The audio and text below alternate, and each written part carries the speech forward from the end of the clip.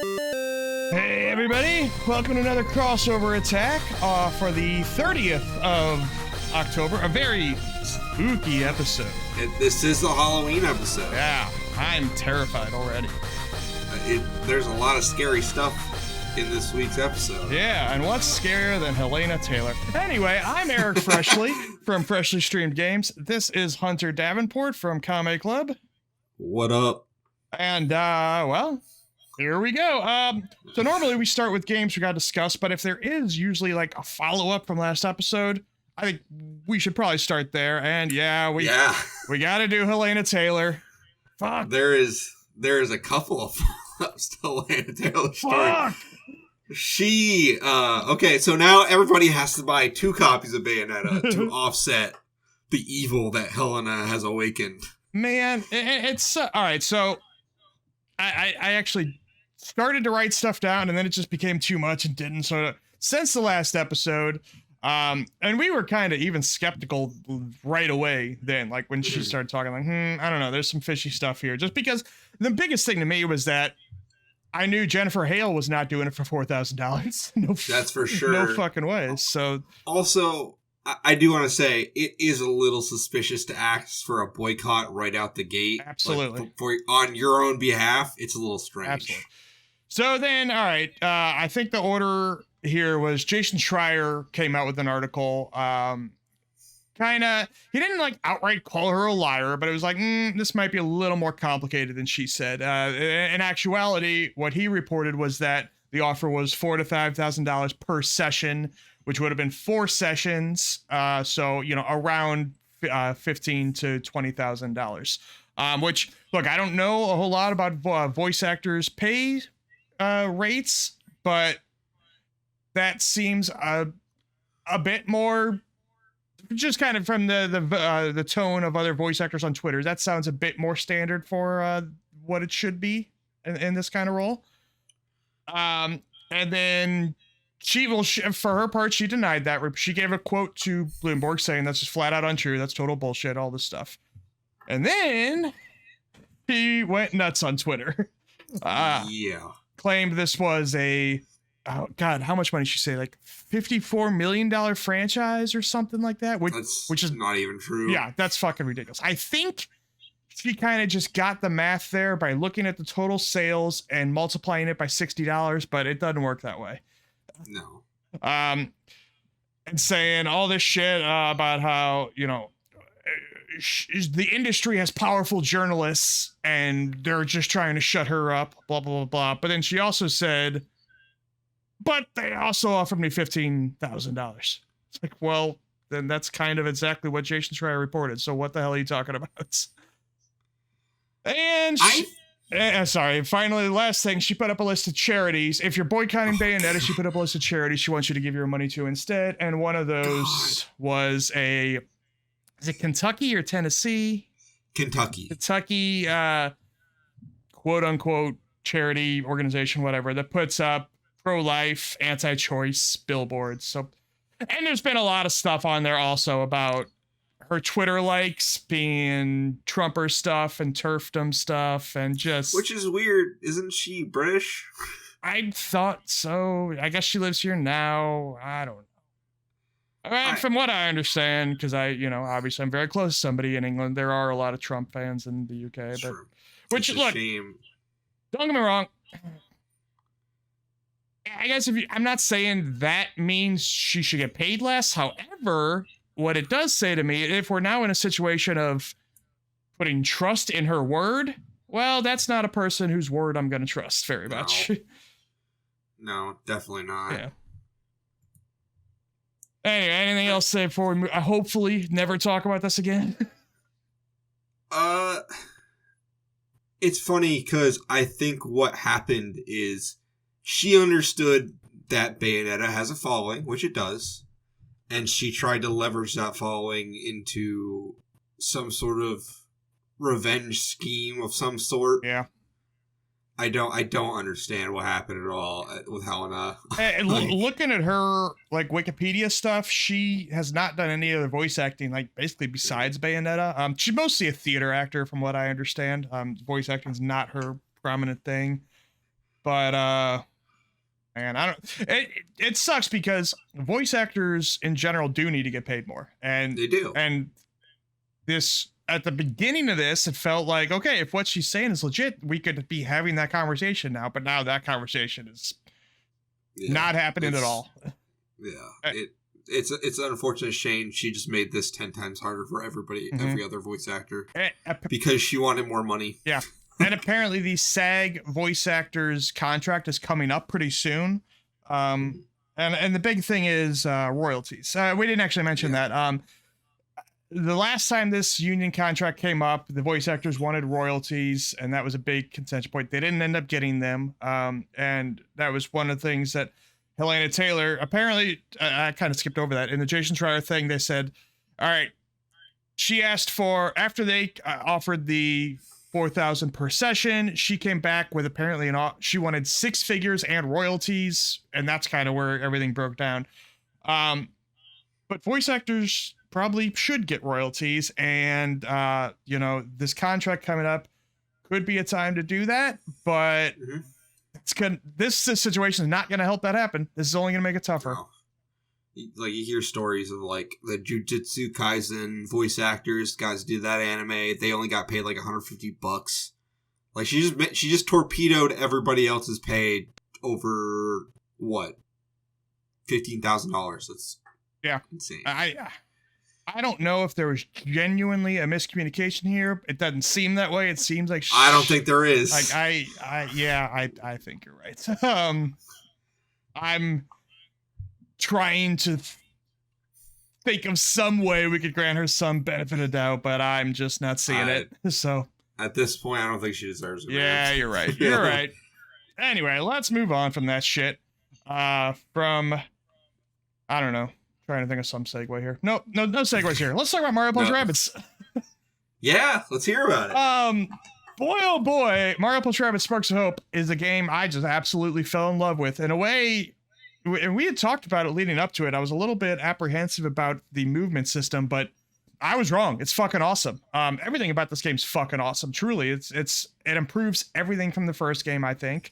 And it has jumped to my top 3 of the year, like, immediately. I've streamed 20 fucking hours of it in just a little bit of time. And I might stream more tonight when we're done here. So it is, if you played the first one, it was an XCOM-like.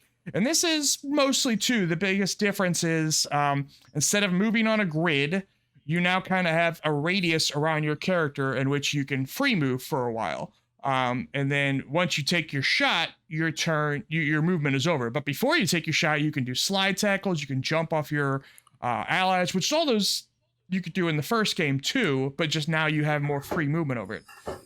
And it ends up looking drastically different, and it kind of feels drastically different at first, but when you really think about it, it's not. Like, the way XCOM works, you still kind of have from where you start, a limited movement or radius. It's just now you're actually controlling where you're walking, but it, functions kind of identically.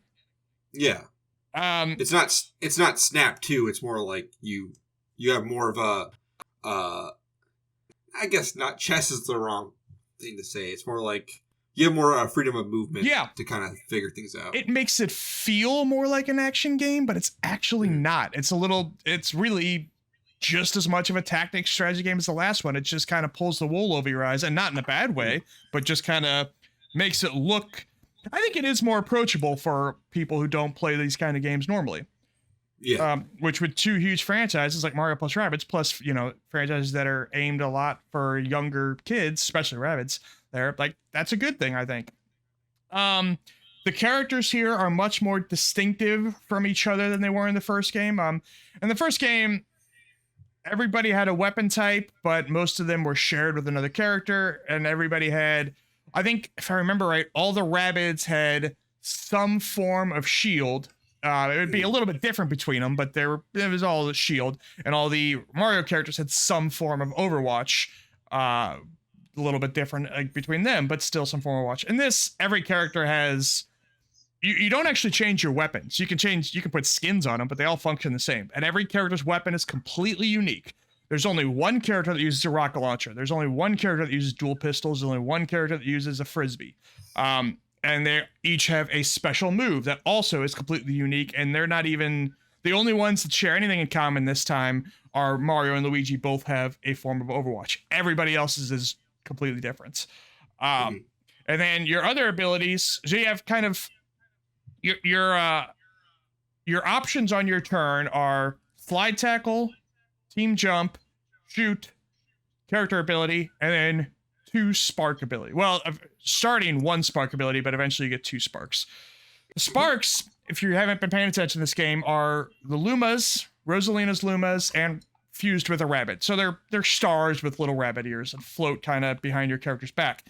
And they each have different abilities. It could be from usually involving the elements, like putting a shockwave of goo of acid is one of them, or bringing like a meteor shower down is another one, or infusing your shot that turn with fire or water or whatever it may be. They're pretty great. They really that's kind of where the customization comes in. The game is deciding which spark to put with which character, because other than that and the skill trees, there's not a lot of options on how to build your character. This isn't necessarily a bad thing. If they all felt similar, I probably wouldn't be too happy about that, but they all feel pretty drastically different. So I'm okay with that. And as long as you keep switching up like I do, I switch up my party all the damn time. So it constantly feels fresh. I'm never burnt out on any one play style. So far, yeah, I'm really digging it. It feels like a pretty meaty game, especially if you do all the side quests, which I have been doing so far. I'm trying to collect all the different sparks. And I feel like I'm only halfway through after about 20 hours. So I'm loving the hell out of it. Is Luigi still a sniper? Yes, he is. He's got a bow and arrow this time instead of a sniper rifle, but it's same function. Yeah, he's a sniper, and he's got later on in his skill tree, I haven't unlocked it yet. He does extra crit damage if he's at a higher elevation. So he has the high ground. Yeah, he has the high ground. Huh.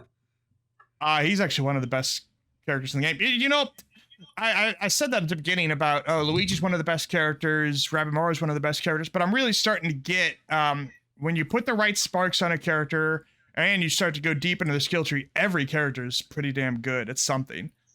Okay. I really am a big fan of Rabbid Mario. He punches this time. He's a brawler.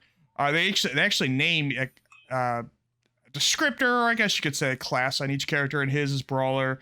Luigi's is sneaky, which I would have just called him a sniper, but maybe they don't want to use that word in a Mario game. I don't know.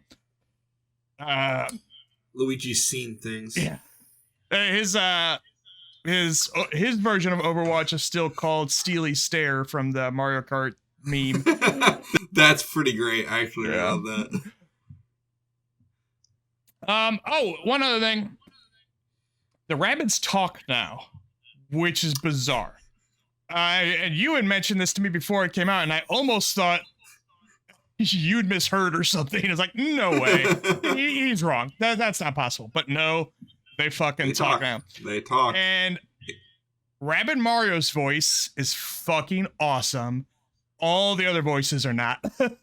I really, really love Rabbid Mario. He's very funny, but all the other Rabbids, plus Beepo. Actually, I'll say this. I have more of an issue with Beepo talking than any of the Rabbids. Your voice. Go ahead. I kind of got that impression from videos I watch where Beepo is fucking something. I guess I expect. It's just not when I played the first game. It's not the voice that I had in my head for Beepo at all. And it's a little bizarre to me. And I actually have a TikTok up of me hearing the voice for the first time and fucking being weirded out by it. I'm gonna keep playing it if I can ever stop playing Destiny. But I know I badly want to finish it and Deathloop. Goddamn Destiny, the Halloween event. What are you gonna do? I guess that's it for Mario and Rabbids, right? Any other questions? Not really. I think we covered it all. You gonna get it? I'm gonna borrow it off Frank, I think. Oh, okay, that works. And also it's Ubisoft, so it'll be half price in like a month. Yeah, at this point I can wait. It's not a big deal. Uh, I got things I got in the meantime. Sure. Rayman is coming to it. I hope the other DLCs also have characters. I kind of feel like they won't. It'll just probably be levels and stuff, and then Rayman will be the only new character. Well, but they could put I would Sam Fisher in it. Yeah. I hope. I hope they put Bowser Jr. in it. Yeah, that'd be good. He's got the paintbrush from Sunshine. Oh, that'd be cool. That's a really good idea. I didn't even think of that. Yeah, that could be his ability.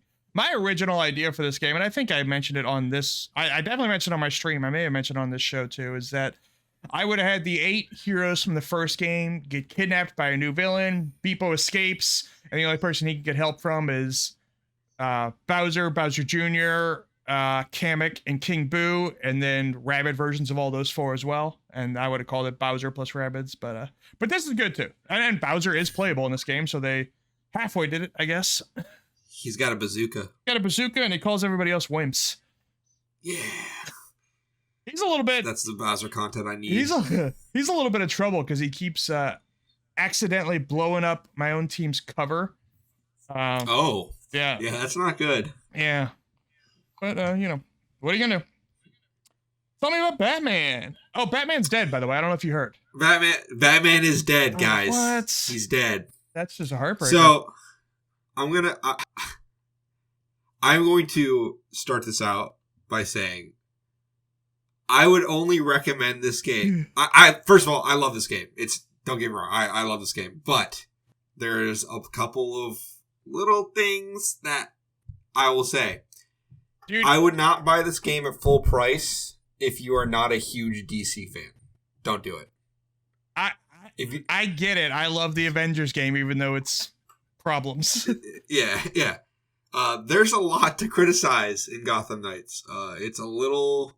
You can tell it was gutted at some point, for sure. Like, this was supposed to be something else. There was actually some talk about that this week, that apparently they wanted to do a Damian Wayne as Batman game first, and then transition to a full-blown games of service, live service thing of this. And then I think it was after Avengers, actually, they pulled back a little bit, and now you've played it, so you can tell me, but it's apparently somewhere between a live service game and not. It's a live service game that had all the live service elements pulled out of it. Okay. It's Avengers without the weird Destiny-like kind of map. You don't have a mission table. Like, there's actually a Gotham City you can explore. Okay. I'll say, okay. So I'm about 15 hours in, I think. I'm pretty far in. I kind of really like this. I find that the writing is actually pretty good in some spaces. There's like places where it's kind of iffy. I've heard a lot of people criticize the music, and I don't understand what they're talking about. A lot of it I feel like does fit. But at the same time, it's very bare bones. There's not a whole lot going on. The stuff that is good in it is all the little details. Like, so I'm going to spoil a little bit of it just to kind of show you what kind of things you get. So in the game, there are emails you get from characters who like kind of contact you about like offer condolences. And you get emails from Clark Kent, Lois Lane, all sorts of like deep cut DC characters. At one point, Barbara takes a call from Dinah Lance, who has a straight up voice actor. She's like a character. But yeah, that's where the game shines, is like in its little like DC universe kind of thing. Like, they definitely put a lot of character to that. Combat's a little slow. There's definitely some low points in that, but it's not awful. It's not the Arkham combat, right? It's definitely not. It's a lot slower. Okay. It is, from what my understanding, it is kind of what's the word? I don't know, but kind of you ability on L1, ability on R1, and they go on cooldowns. Kinda. You have a momentum. It's called a momentum bar. And you have momentum abilities, and they're like, you press RB, and they're assigned to a face button. Okay. But yeah, I really like the game. I if I had to give it a number, I'd give it a 7 out of 10. I don't know where some people. I understand the performance issues. That's totally different, but I see a 4 as way too low for this game, as GameStop gave it. Yeah, they did. Is the frame rate, is the 30 frames pissing you off, or do you not care? Nah, I don't care. Okay. Not for this game. I kind of turn my brain off Yeah. when I'm playing it, because I'm like, if I look for this to be like a really solid like action adventure follow up to Arkham, I'm going to be disappointed. Yeah. But if you just like DC stuff and want to play around as Red Hood and beat the absolute snot out of people, yeah, it's fun. Are you sticking with just one character, or are you jumping around? I jump around to everybody. Okay. What's nice is they do have XP share, so like if you level up, your other characters will level up with you. Who are you liking the most? I like Robin the most, to be honest with you. He's the most fun to play because like he's more like stealth based. Yeah, and it's kind of fun to just see what you can do with that. Does the stealth feel more like Arkham, or not even that? No, not really. Because it's definitely not. My kind of shameful confession is I understand how good the beat 'em up stuff in Arkham was, as far as, you know, being rhythm based. I was just never good at it for whatever reason, but I absolutely love the stealth parts of those games. The stealth is definitely the shining point of those games. Yeah, so Robin may be more my speed as well. Although if the combat system's totally different, maybe I'll like this combat more than Arkham. I don't know. Is the combat engaging enough that you... I'm a sucker for horde modes, and we know they're adding one next month. I not sure I'm still interested in playing the campaign in this game, but yeah, that's fine. Is the combat good enough that the horde mode is something I should still be looking forward to, or? Oh yeah. Okay. There is a little bit of depth to the combat. It's not super in depth like Devil May Cry or anything, but you can do a lot of stuff with it. You can cancel out of combos. Like you have your ranged attacks. The momentum abilities definitely help a lot. But yeah, I think it's fun. It's a solid 7 out of 10 game that I really enjoy. I do wonder if that horde mode is going to be kind of their ongoing thing in this game. If they're going to like, the campaign's closed, but you know, if this mode catches on, hey, we'll add more characters to that mode and more enemies to that mode and different stuff. Yeah. I would like that actually, because I would play a lot of that if they were just like, oh, we put Green Arrow in the game, like we put like Speedy, Damian Wayne, Batwoman, Huntress. Maybe like Talia. If they put Talia as like a playable character, I'd be really into that. So that's Gotham Knights. Maybe we'll, when that mode gets added next month, if you check it out, we'll check back in then with it, I suppose. Yeah, definitely. I, this morning, played a little bit. I'm not very far, and I only did 2 runs. Each one was about 45 minutes each, of Gunfire Reborn, which is a game that's been in early access on PC for a while now, and it just came to Xbox, and it just came to Game Pass as well. And I think now this is the 1.0 release. I'm not actually positive about that, but it's definitely now out on Game Pass for the first time. This is essentially what if Borderlands was a roguelike, without the dialogue of Borderlands that I know some people really can't stand. I don't love it, but it also never pissed me off as much as it pissed off a lot of people. Anyway, that's the point. Gunfire Reborn has none of that. It's you can definitely tell it's not a high budget game, but boy, it's fun anyway. And yeah, it's 1 to 4 players. There's characters to choose from, although at the beginning I still only have 1 character unlocked. I can see more that come unlocked, and I was playing with my friend who has been playing already for a little bit, and he had a different character unlocked. They each start with, it seems like, 2 abilities on the right and left bumper, like we were just talking about with Gotham Knights, and then their weapons are, found in roguelike fashion. Every time you clear a room, you get a choice of, there'll be some guns on the floor, or you'll also go to your skill tree and improve an ability just for that run, or there'll be some rooms will have a shop at the end or a blacksmith at the end that can make your damage go up, etc., etc. It's kind of like Hades is a shooter, essentially. It feels fun, but you know, it's not an extremely tight shooter. It's pretty loose but fun. You do have a dash button that'll allow you to dash, I guess, or strafe right to the left, or forwards, backwards. No, no, it's not super fast. I was always looking for a sprint button, which there is not one. But I got used to it pretty quick. So I was actually playing Destiny this morning and then jumped right to this. So it made Gunfire Reborn feel ultra slow at the beginning. But after like 20 minutes, I was fine with it. Heavy auto aim, but because it's not actually about tight precision shooting. It is a little bit about a movement, and also it's about the build that you're creating on your character as you go through these runs.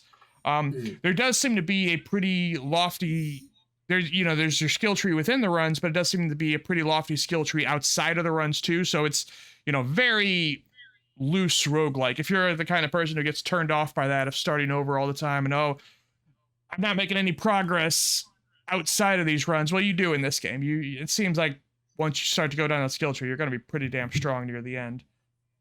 Which it seems like that's the way the more successful roguelikes are going. Hades, there eventually gets to be the point where you can build up your character outside of the runs. And this is the same way. I'm really enjoying it just for kind of a pick up and play co-op experience where you don't have to. The beautiful thing about making roguelikes co-op is you can run into a problem with a game like Destiny, where if I play it a lot and you play a little, we're going to have a tough time eventually playing together because I'm going to be way over leveled to you. Yeah. But, in this game, hey, every run, I will have some, if I play a lot, I will have a further skill tree, but every run is starting from a baseline. So it's not I'll probably be stronger than you, but there won't be this massive gap where we can't play together and it's a huge problem. Yeah, it's just a lot of fun to just it's a good hang out with your friends game and not take ultra seriously. So is this just like you fight hordes of enemies, or is there like a set like level you go through? It's a set you're definitely going through levels, but what I don't know yet is if it's randomized each time. I feel like it probably is, because you're going through small rooms. You clear a room, move on to the next room, clear a room, move on to the next room. And some of the rooms will have secret rooms on the sides too. And not even secret, really. They're pretty plain to see. Like there's a crack in the wall, but you can't break the crack until you get to a certain thing on your skill tree. Now I just started where I can break cracks in the wall and get to these secret room stuff. But you are moving forward, I guess. You're not just standing still and let the enemies come to you, if that's what you're asking. All right. Okay. I've only gotten to 3 biomes. It was kind of a dungeon biome, the first one, I guess is the best way to describe it, then a desert biome. And the third one, we died at almost immediately. I can't even remember what that one was. That one might have been more of an ice biome, I think. There's probably even more after that I just haven't got to yet. Yeah, okay. It sounds interesting. I mean, like, the footage you shared in the group chat definitely, like, had me kind of interested in that, because I was like, oh, that looks kind of like Borderlands a little bit. It's a very Borderlands art style. You can definitely tell, it's not a high budget in the game, but that's okay. If you like, if you try, I don't know if you tried it, and actually I've not even gone hands-on much with this game yet either, but if you've liked Risk of Rain 2, oh, okay, this probably feels down that aisle. And there's low investment, I guess. You can just go in and mess around with this game without it feeling like the kind of thing, oh, I only got an hour to kill, so I might as well not even start because I won't make any progress in an hour. No, this is just kind of a light thing, and not a bad light. Not light in a bad way is what I'm trying to say. Low investment, good times. I like it. Okay. Marvel Snap. I've played a little bit, but you seem to have played much more. Is this the first mobile game we've talked about? This is the first mobile game I've ever actually liked, to be honest with you. There hasn't been many that I've liked, just a couple, but I played played Final Fantasy Tactics on a phone. That's a fine port. Yeah. Go ahead. I don't know. I really like this game. I find that the matches are just long enough, and the way that the game is set up is like so kind of addicting to play.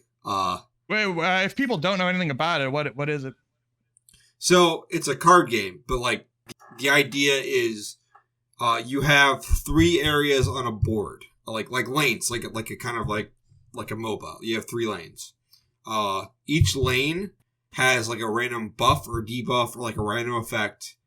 And the idea is you want to have the higher, like there's 2, you have your score on one area and the score on the other one. You want the higher number on that lane. And the lanes are named after Marvel locations, like Wakanda is a lane, Asgard is a lane. Like I had one today that was Strange Academy from the most recent Doctor Strange run. I saw Nowhere was on there. A lot of cool like deep pulls. I have not spent a dime in this game, and I am blowing through the battle pass. Wow. It is very good. Very addicting too. Like it's hard to put this game down. I know the kind of lead designer on this is an ex-Hearthstone guy. I've never actually played any Hearthstone, so I don't know how similar it is or not. It's pretty similar. Okay. It's I played a lot of Hearthstone. It was in beta, and then I just stopped when it came out. But I'm impressed with how much Marvel-ness is in this game. Besides the location, there's a ton. Yeah, and there's voice acting. Like it's not there's voice acting. It's not like full-blown conversations, but each time you play a card, well, not each time, but a lot of times you play a card, you'll get a voice line from that character popping up, and there'll be little. I don't play many card games, so maybe this is standard now. Maybe Magic's doing this and Hearthstone doing this. I don't really know, but there's just a lot of effects when you play a card. You will see, Hulk actually smash things when you play a Hulk card. I mean, it's not like you don't see the Hulk like animated, but it's just kind of like a crash effect and stuff. And I don't know. I guess I just didn't expect that just because I have no card game experience. And yeah, that stuff's cool. And the art's really great. And what I kind of like when you upgrade your cards, it seems like it's entirely cosmetic, which if you're a comic nerd is cool. But it doesn't break the game. No. Because like every Hulk card, at least that I've seen so far, every Hulk card is the same effect. It's just like, hey, if you upgrade your Hulk card, it'll maybe have the art will have like a 3D effect, or it'll kind of, the art will extend past the frame break, it says, of the card. And different, just if you like comic book art, that stuff's neat without breaking the game. Mm-hmm. Yeah. One thing I noticed, like sometimes if you play a card, like I had Cyclops, I think it was Cyclops and another X-Men character on the board, and the cards started talking to each other. Oh, I have not seen that. And that was pretty cool. Like I didn't expect that to happen. I'm not. Yeah. Go ahead. The presentation on this game is insane. The music is actually really good. And like it's funny you mentioned the frame breaks and stuff. When you upgrade a card, they'll like the announcer will yell like frame break. It's really funny, like the Halo announcer. See, I've mostly been playing this a little bit. I've been playing a little bit at work where I have to have the sound off, so I haven't even heard that yet. That's really cool. Yeah, it's cool. It's really good.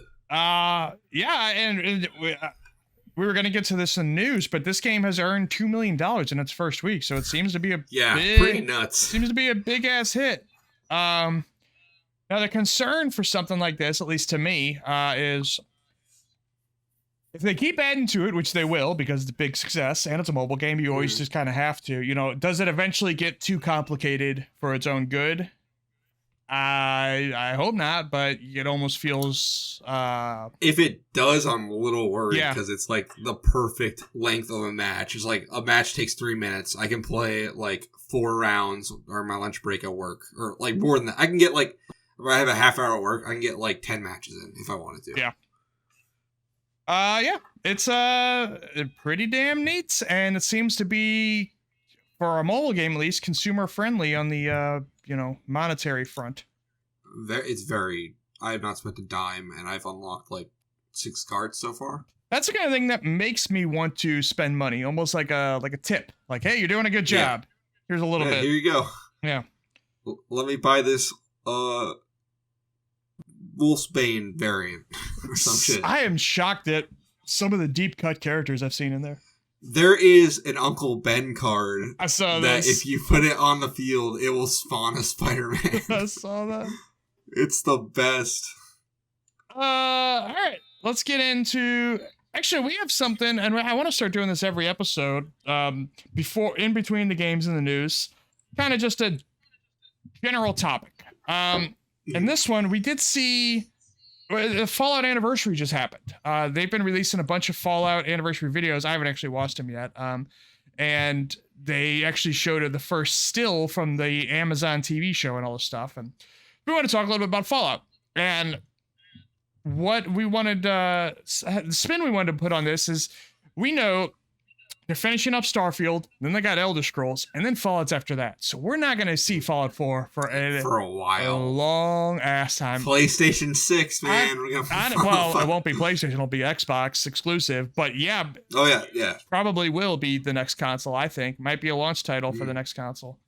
Yep. But Xbox, who now owns it, has a lot of other studios. And I was thinking about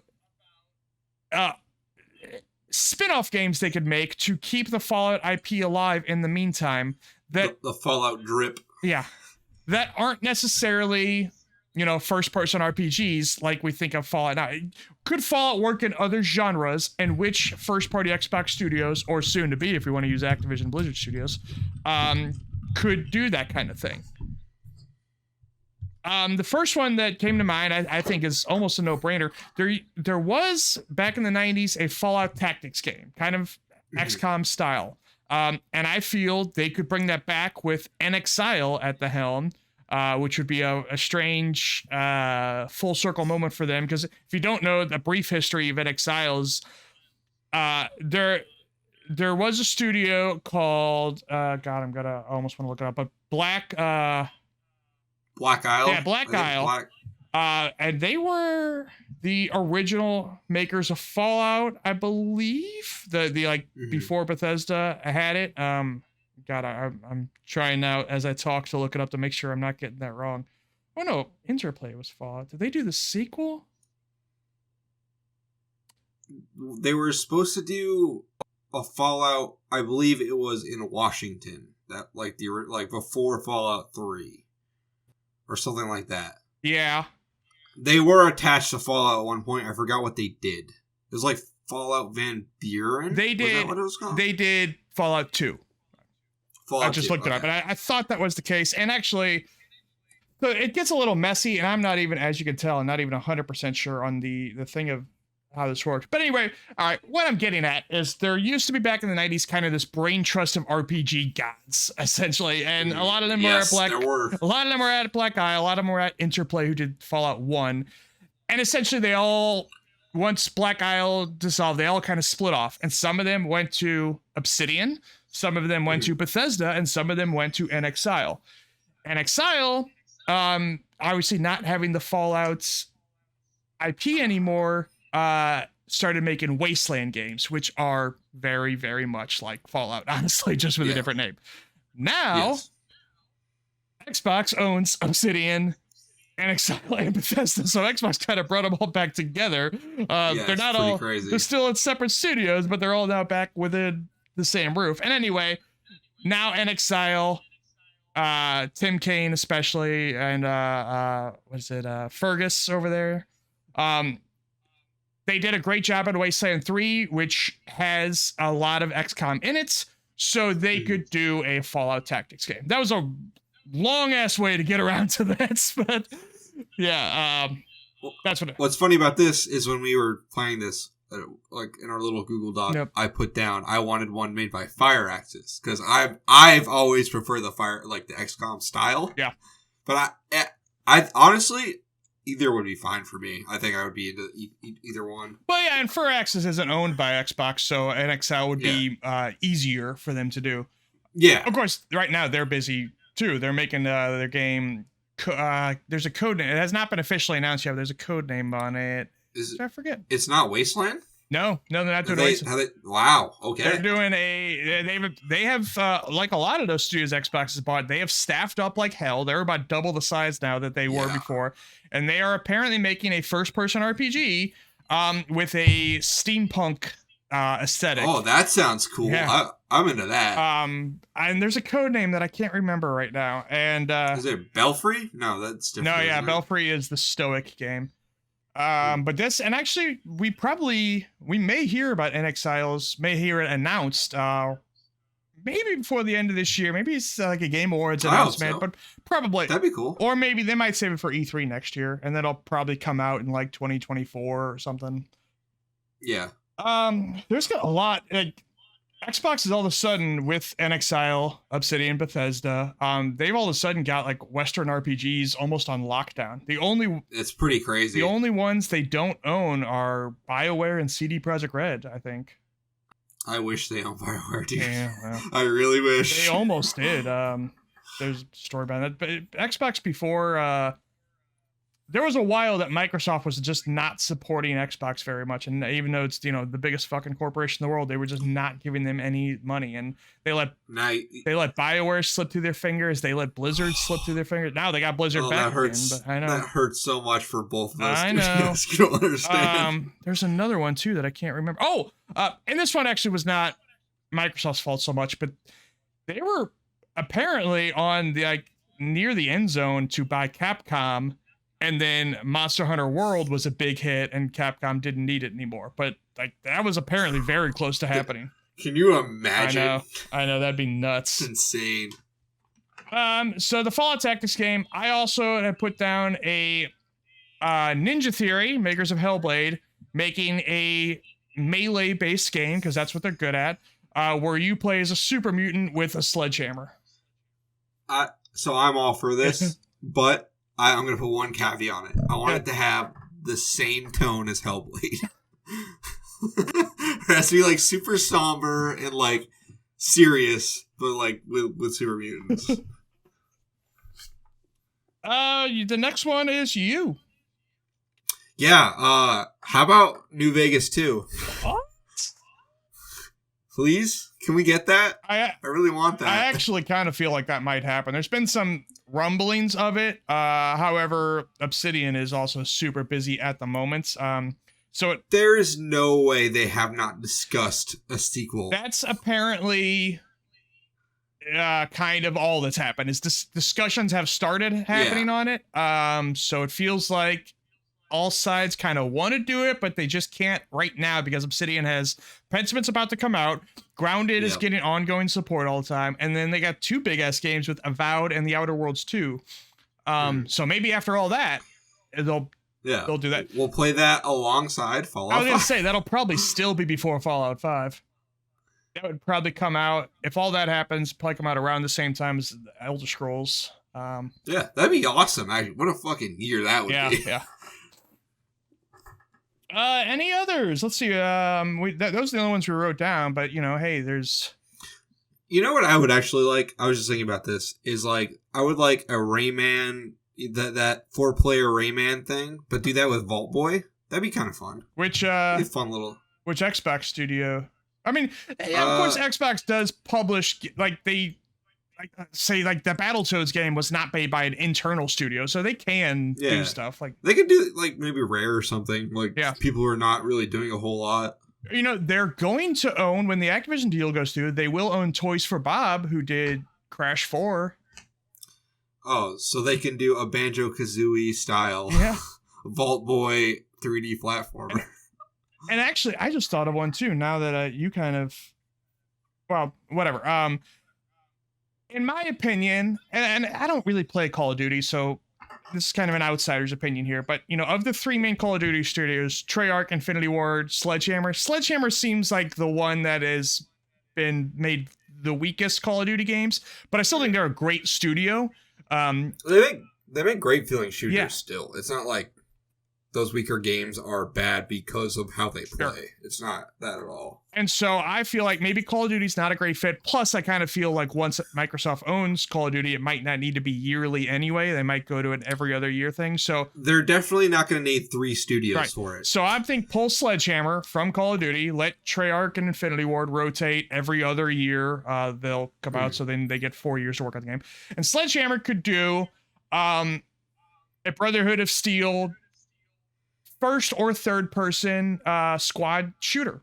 That might feel a lot like Call of Duty, but be it in the Fallout universe where you play as a squad of, What'd be fun with that is if it's like Killing Floor, where it's like waves of like ghouls and stuff come at you. That'd be pretty fun. Sure. And it could be, either co-op or AI squad mates, which I think Call of Duty does anyway. Again, I'm not a player of it, but it seems that way to me. So yeah, that could be something just to keep Fallout alive before Bethesda can do their thing, which is so far off.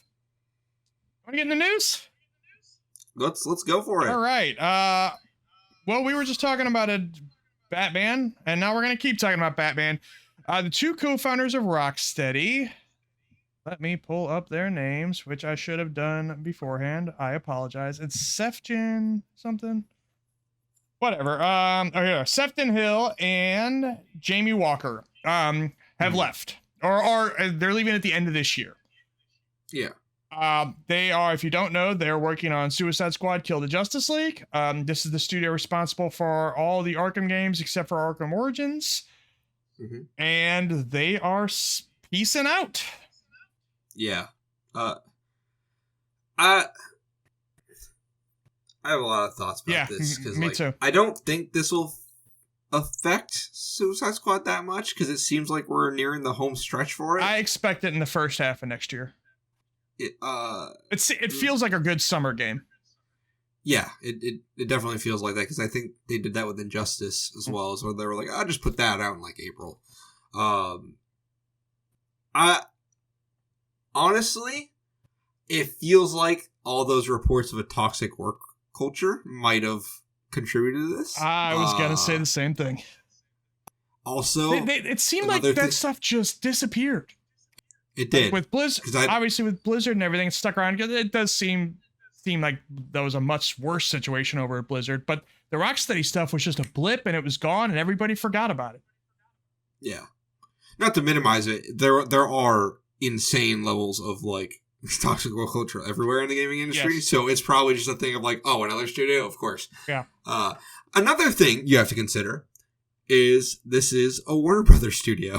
Yeah. And there's a lot of turmoil about this company right now in every department. I kind of feel like a year from now, Warner Brothers will have announced that they're no longer a video game publisher anymore.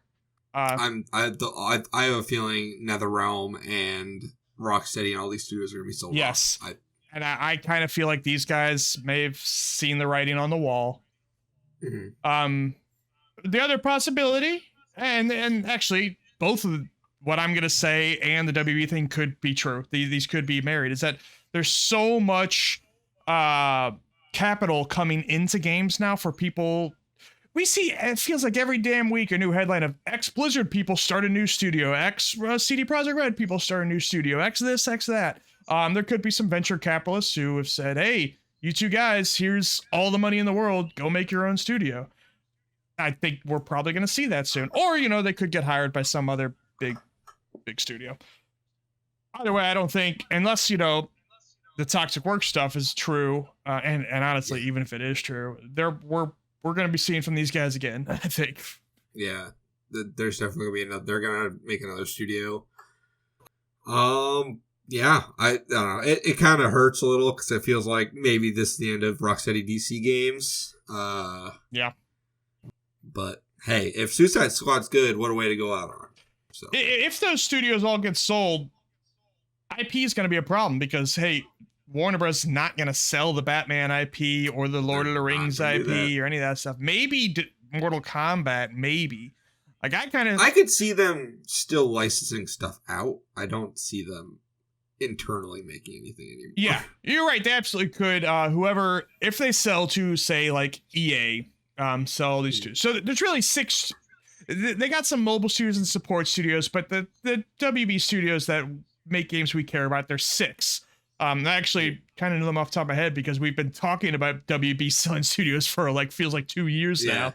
Rocksteady, NetherRealm, TT Games, who make the Lego games, Avalanche, who made Disney Infinity and are now making Hogwarts Legacy. Mm-hmm. Yeah, I just said I know them off the top of my head. Monolith, who made Shadow of War and are now making Wonder Woman. And a 6th one.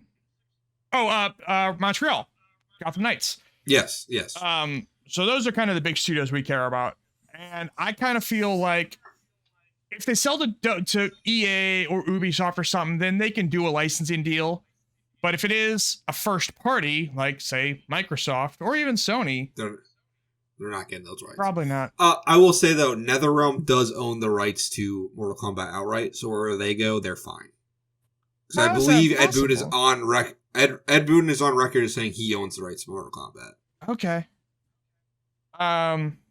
Because that was a Midway studio before Warner Brothers. I was gonna say I was kind of getting around to it and I forgot actually my point, but I do think Mortal Kombat and the other Midway IPs, the IPs that started as video games, I guess, I do feel like those can go, but Lord of the Rings, Matrix, Batman, they're not going anywhere. Especially with Embracer just buying the rights to Lord of the Rings games, that's not happening. So yeah, you're right. So that makes their selling studios tricky. Apparently, WB has been trying to sell them all for a while, but a lot of the other buyers are like, well, if I can't have the IP, what am I actually buying? Just the manpower, which I feel is valuable, but apparently they don't. IP is really more valuable, apparently. So yeah, well, I still have high hopes for Suicide Squad. I know you do too. I do too. Yeah. I think there's been a lot of since this news broke, there's been a lot of trashing on that game. And there has been trashing on that game for a long time now, but it is. I don't understand it, but okay. You know what it is? And it's funny, I was having a similar conversation about Redfall earlier today. It seems like the hardcore gamers on Reset Era and Reddit and everything, if you're a studio that makes single player games and you transition to making anything multiplayer, fucking the knives come out for you, man.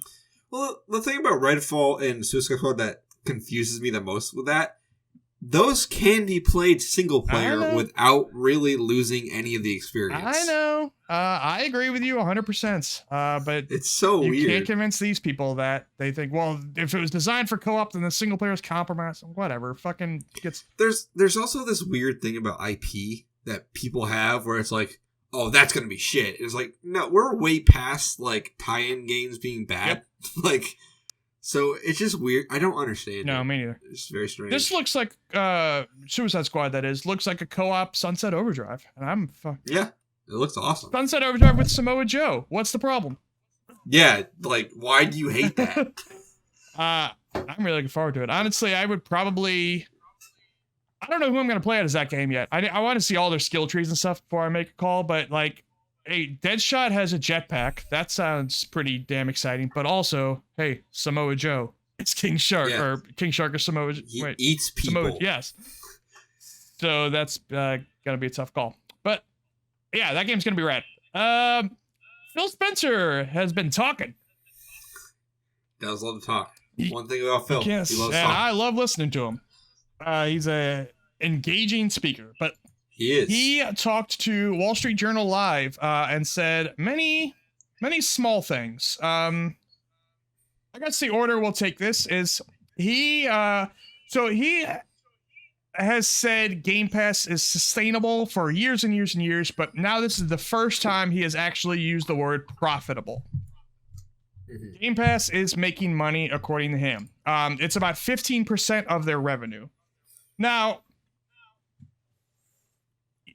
you can do, depending on how, you can do some clever accounting if you want, to kind of talk about the overhead of Game Pass and assign, because it's a little, their first party games go into Game Pass, but they're not exclusive to Game Pass. So there's always a debate of well, does the budget of those games count against the revenue of Game Pass in the formula or not. Like, I don't think it should, but there's always wiggle room, I guess is what I'm getting at.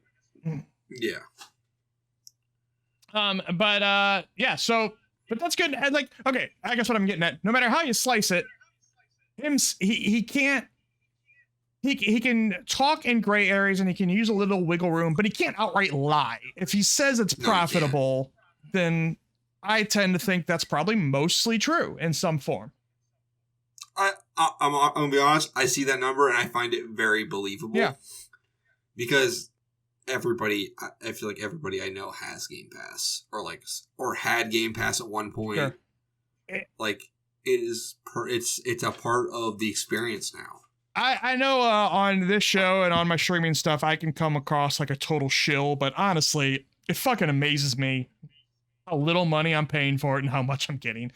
Yeah, you get every Xbox exclusive and more. Just like these past 2 weeks has had a Plague's Tale, Gunfire Reborn. What's the horror game you were talking about earlier?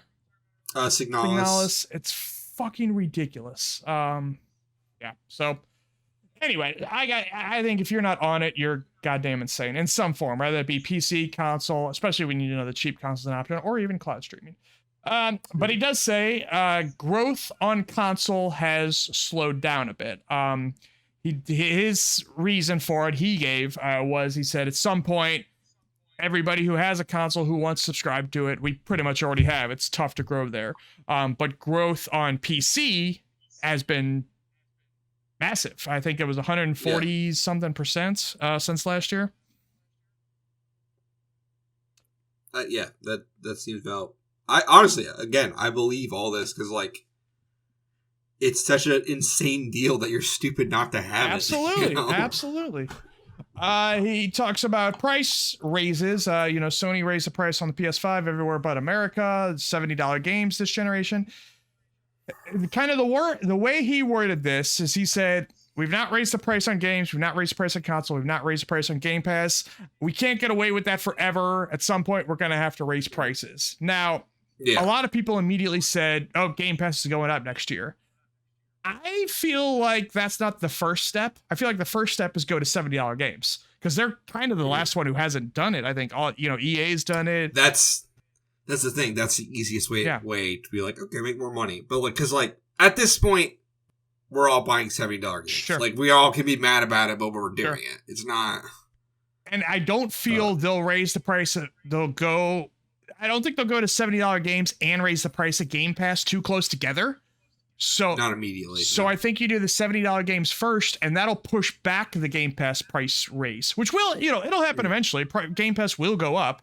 It will, yeah. But I'm fully expecting. But if you go to $70 games, hopefully that can push that back as far as possible. Plus, that just makes Game Pass look better. It's like, hey, it was saving me $60 per game. Now it's saving me even more. That's just and obviously, they're still kind of the bad guys for raising the price of games, but it just makes it look a little bit. It's still a good deal. Yeah, you're paying $15 and you get a $7 game. The Keystone streaming box, codename Keystone, which is the small Xbox that is apparently streaming only, has very little internal power in it. We saw a prototype of it on Phil's shelves a couple weeks ago, but apparently he said that prototype was abandoned or at least postponed. He thinks they will do a streaming box like that, but it's probably still years away. Instead, they went to that Samsung partnership, and probably will do other partnerships with Roku and TCL and whoever else soon to get a streaming app on your smart TV. Yeah. I kind of like this idea because we all used to make jokes about the Xbox One being the water cooler and they wanted to do the like entertainment thing. Yeah. But I really do use it for everything. Yeah. Essentially, I have a lot of movies and stuff. So it'd be nice to have all that in like a box or an app. Absolutely. I'm surprised it's still far away though. I thought like maybe early next year we might get that console, but no. It sounds like, at least according to Jez Corden, they're aiming for when they eventually do it. They want to aim for a $99 box and throw in a controller, which will be sure. It'll be cheap as hell. I don't know. I hope people I hope nobody buys it not knowing that it's streaming only. They have to like really throw that in people's face. You have to know for sure what this thing is before you buy it. Straight up. He mentioned that he wants Call of Duty as well. You know, obviously they've mentioned a million times that it's going to stay on PlayStation. He also wants it on the Switch. Sure. Yeah. I'd be okay with that. Just a million, like, children. You know, Call of Duty's meant for, like, 35-year-olds, but it's mostly played by 7-year-olds. Yes. So, hey. They have put some Call of Duties on the Wii way back in the day, and that... So, my experience with Call of Duty Modern Warfare is mostly on the Wii. Fun fact. Wow, how'd that go? Yeah. Awful. Terrible. It's a horrible port. I wonder if they would just port. I wonder if they would put old ones on the Switch, or if they would try to port the current Call of Duty on Switch. That would be tough. Port the Wii version of Modern Warfare on the Switch. Honestly, like doing the 360 games and even the Xbox One games might be the best bet. But I don't know. Or they could just, you know, Switch has some streaming games. They could just do a streaming version. Yeah, it does, and those streaming games are not great. I've never tried any of them. Have you heard all the shit about the Kingdom Hearts games? I know people were pissed. Besides them being Kingdom Hearts, there is other stuff. I know people were pissed before they came out, but how did it go? So, okay, let me just give you an example. Okay. So apparently, you can only play most of them for 30 minutes at a time. Why? There's a straight up timer. Oh my! I don't know. Fucking God. I don't know. Those ports are awful, and it pisses off Kingdom Hearts fans so much that they exist. Holy shit! Yeah, that was a disaster. I mean, man, Kingdom Hearts was a mistake. I've been saying it for years. I disagree, but also I think that those ports were a mistake. Game Pass grew by 28% this year, but did miss their kind of goal for executive bonuses, which is the second year in a row that's happened. Oh, I know. I'm so sad. But that goal was 73%, which seems insane. Now, a couple things here, though. You know, they probably set this a year ago when they thought Starfield was coming out, right? Mm-hmm. Go ahead. You say that's insane, but I was listening to an old Best Friend cast from like 2013, and they brought up this old news story about how Microsoft wanted to sell 1 billion Xbox Ones at launch. Excuse me? Yeah, they were saying that like to press outlets that they wanted to sell 1 billion Xbox Ones. Fucking good luck with that. I do think, and you know, we've kind of heard from the Jeff Grubbs of the world that Phil Spencer likes to set extremely high goals. He does. By the way, that's for sure. We have moved out of the interview. This part about them missing their goals was not from the interview. It happened the next day. But that's my point is that this is not from Phil himself. But you know, I think it's absolutely true. Because the same thing happened last year. Old Billy Gates is out there.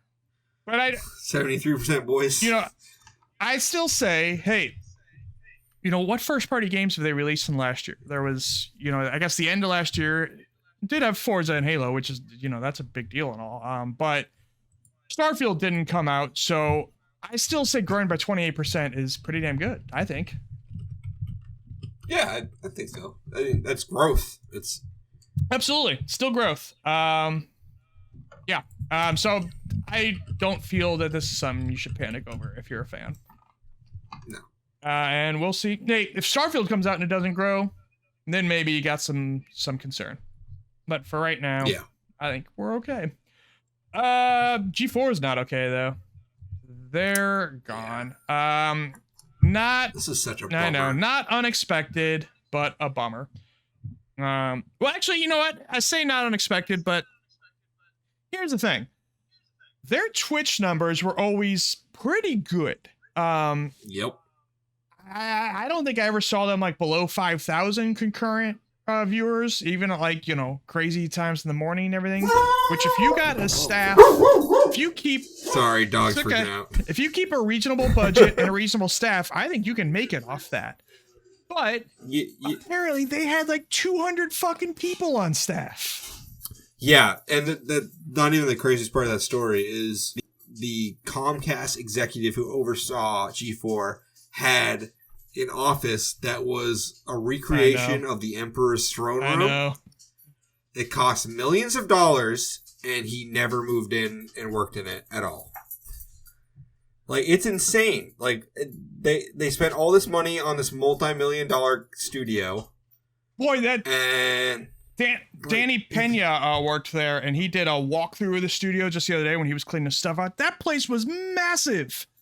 Yeah, they didn't need it. They could just put it like a straight-up warehouse somewhere and been fine. They were running a cable network in a world that doesn't care about cable networks.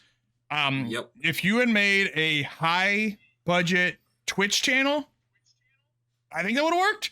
Totally would have worked. Yeah. I think it would have been way better, actually. But man, they just they were trying to still use old media mentality in this current world, and boy, it just doesn't work that way anymore. And what a damn shame. Also, don't spend billions of dollars recreating the throne room from Star Wars and then not use it. Don't be a dick. I'd heard a story about how whenever they would film anything around the studio, they always had to be careful to not get any of that Throne World stuff in the shot, because then that would have caused, IP issues. Yeah. Disney would have come and slapped the taste out of their mouth. Yep. So damn shame. A lot of good people lost their jobs. And that's just less content for us. There was... I didn't watch much of it, so I guess I can't complain too much here because, hey, I was not supporting it myself. But, I love Austin Creed. I love Gina Darling. I don't know a whole lot about that Frost lady, but I did like that rants video. She was awesome. I really liked her. I don't really... Yeah. That one video is the only thing I've ever seen her. I liked that. I don't know anything else about her.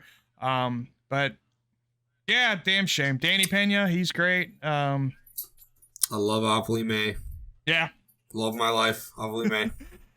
Damn shame. Just people with, I don't know, too much money, not enough sense. Too much money. I swear to God, I did not plan this, but too much money is maybe the DualSense Edge.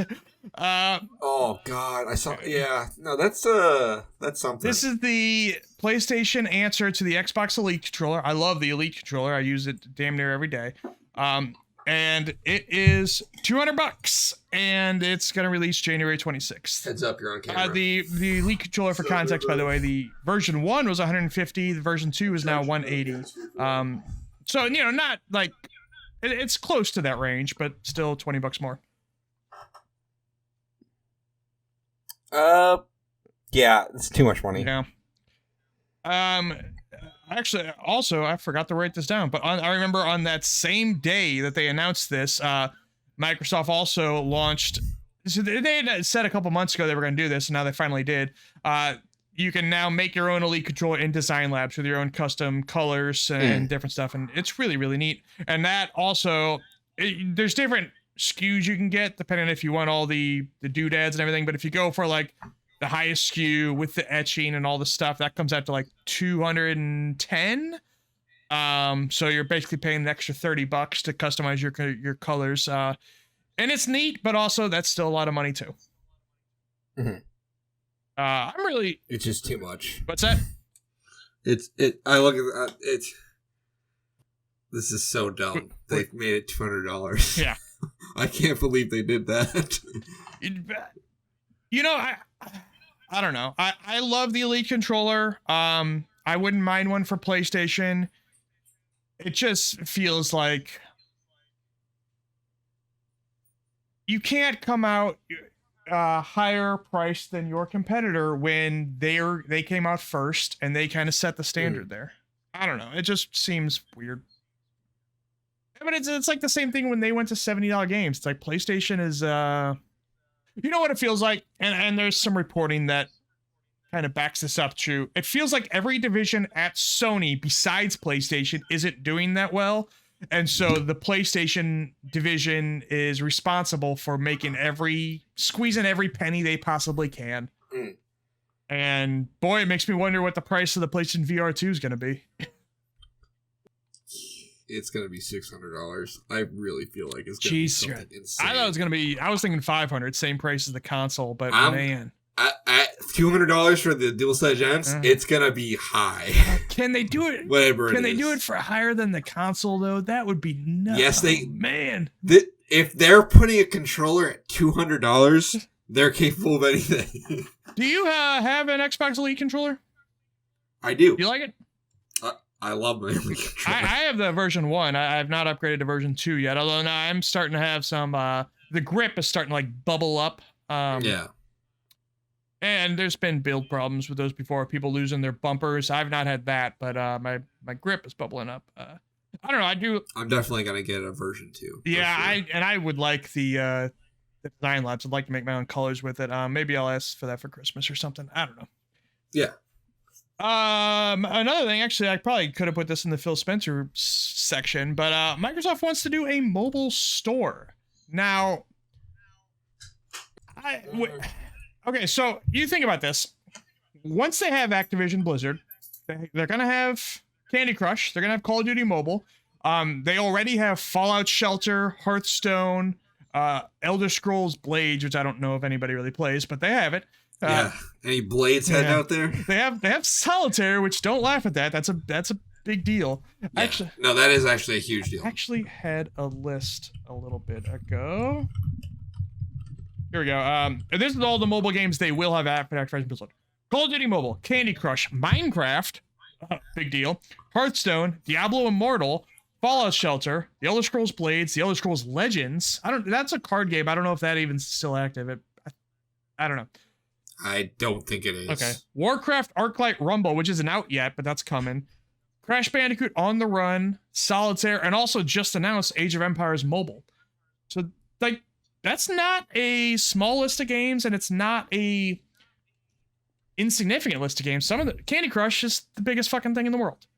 Yeah. But yeah, it's pretty big. How do you get around the fact that Apple is not going to let this happen, at least right now, unless Apple's forced to by regulators? I think you just wait till regulators force it, honestly. That's the only thing you can do. It does feel like this is a long-term thing. This is that Microsoft is banking on that happening. Because, yeah, otherwise, like, you can put it on Android. I don't even know if they could. I'm not an Android user, so I don't even know how that works. But if you can't put it on Apple, then you're kind of just wasting your time. So, if they do tie this into Game Pass and say, hey, if you're a Game Pass member, you're going to log into our store with your Xbox username and stuff, and then we'll give you currency in all these games. But still, I don't know, like, who download, because they won't put it on the App Store, obviously. Even if, like, they're forced to do it, regulators force Apple to support it, they still won't put it on the App Store. So you'll have to go on the web browser to download a separate app and then go through that separate app to launch your games. I don't know if that's really gonna happen. I don't see that happening at all, to be honest with you. Especially with, like, how Apple treated Epic Games of all people. Right. It's just not possible right now. But hey, I hope they give it a shot, I guess, because I would like to see more than just Google and Apple controlling that space, but... Sure. But yeah. Maybe they can put it on Windows Phone. Yeah, I was actually just thinking something like that. Like, boy. The phone business, baby. Let's get back in Windows Phone might have been too early. It's way ahead of its time. So, I'm not a Silent Hill person. And I am, so let's... All right, go off, sir. Alright, so I'm going to save the most important one to the end. Okay. Let's just rip the Band-Aid off, talk about the most hurtful thing in existence. Is it Bloober? Bloober Team is making Silent Hill 2 remake. And I can't think of, like, a worse team to make it. Honestly. It is heartbreaking, especially if you play the medium and how that game treats like mental illness and a lot of serious topics very poorly. Silent Hill 2 is like the worst game they could have picked. If they picked Silent Hill 1, I'd feel way better about this, to be honest with you. But they went straight to the one that everyone has the most feelings on. Everyone has the most what on? Feelings on, I'd say. The ones that inspire the strangest types of people to come and argue with the lead character designer from the original release on Twitter about how James is looking at the camera and that's somehow important to the game. Oh boy. It's so dumb. People are stupid. They are modernizing the camera perspective and controls, right?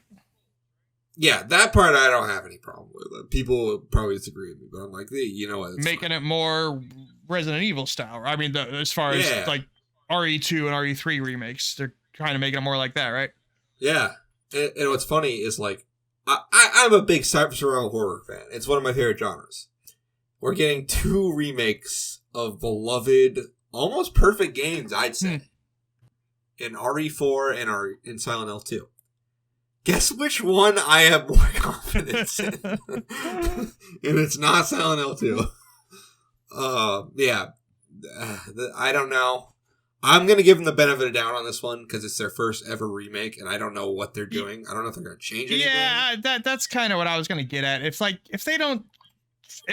Konami keeps them on a short leash and say, don't change anything about the story, then you'll probably be happy. And they have Masahiro Ito and Akira Yamaoka doing their respective things. So I don't think those two would let them change a lot, to be honest with you. Especially Ito I don't think he would let them change anything about James and Mary at all. Okay. I honestly, I just don't know. I don't know a goddamn thing about Silent Hill. I don't know what to say about all this. Yeah. But yeah, I don't know. It could be fun. All right, so let's talk about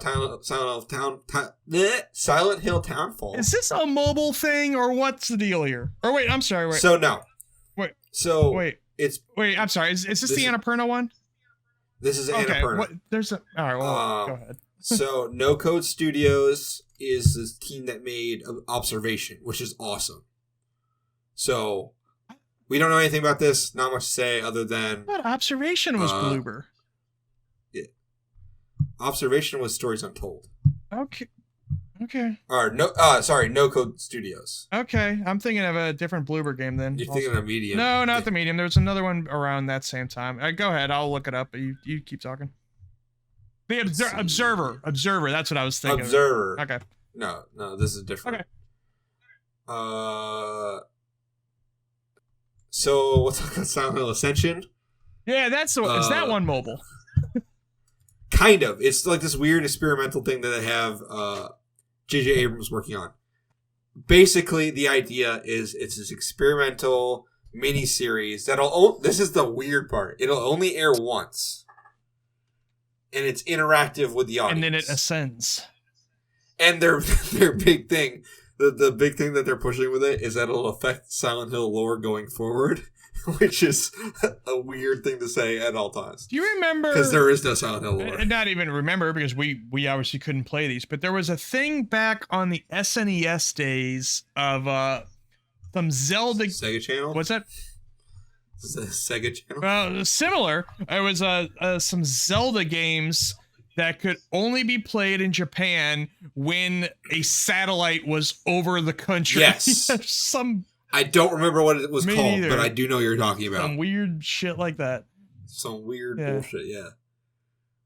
That was the first streaming console. But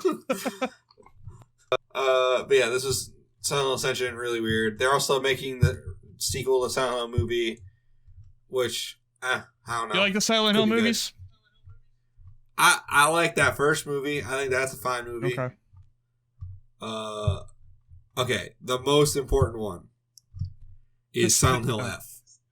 This is the good one. Oh, what were you going to say? The statue that they were selling. Oh, that too. That looked pretty cool. Silent Hill F is a spin-off set in 1960s Japan, written by Ryukishi Seven, who does Higurashi and Yuminiko, which are like these really, really well-written visual novels. I played a little bit of Higurashi just to see what it was, and that was really well-written. I actually really enjoyed what I played. So yeah, I'm excited about that one. That sounds cool. All right. Honestly, I got nothing to say. Yeah, out of all of them, I think Townfall and Silent Hill F are the safer bets. With this Silent Hill 2 remake, I'm kind of like, I'll let it slide, but also, It feels weird that obviously the two series that have completely different tones, but just the fact that Silent Hill F is doing that spinoff in did you say 1600s or 1960. Oh, never mind then. This is not at all I was going to say at all. I thought it was 1600s or something way back then. Well, there is the weird thing of Silent Hill is typically in America, specifically East Coast, and now it is in Japan somehow. I was going to compare it to Like a Dragon Ishin, but I thought I didn't know it was 1960, so never mind. Forget it. I kind of wish it was like a Dragon. All right. Well, hey, so we went from zero Silent Hill for a decade or so to now overload on Silent Hill. And apparently this is not all the Silent Hill they're working on. So yeah. We should have mentioned that Silent Hill 2 is PlayStation exclusive for a year. It sounds like. Yeah. Although, shit, we thought the same thing about Final Fantasy VII Remake, and that's still not on Xbox, so who knows? It's on PC, though. That's true. So, and actually, I think Silent Hill 2 is coming to PC day one. It's only console exclusive, I believe. I'll play that on PlayStation. Yeah. There's something I was going to say. I don't want to. Do you expect... So here's the thing. I don't know. Are any of these... that you just mentioned, I don't think so. Are any of these actually made internally at Konami? It doesn't seem like it, right? No, okay. They're not. No. I don't think Konami has any interest of developing anything internally anymore. Okay, so what I was going to get at is, do you expect similar treatment relatively soon of Metal Gear and or Castlevania? Well, if you believe rumors and innuendo, Metal Gear definitely. Castlevania, I'm not so sure, actually, because I don't know what they can do with it other than make another Castlevania. Or like remake something. Let Igarashi back. Yeah, I doubt he will.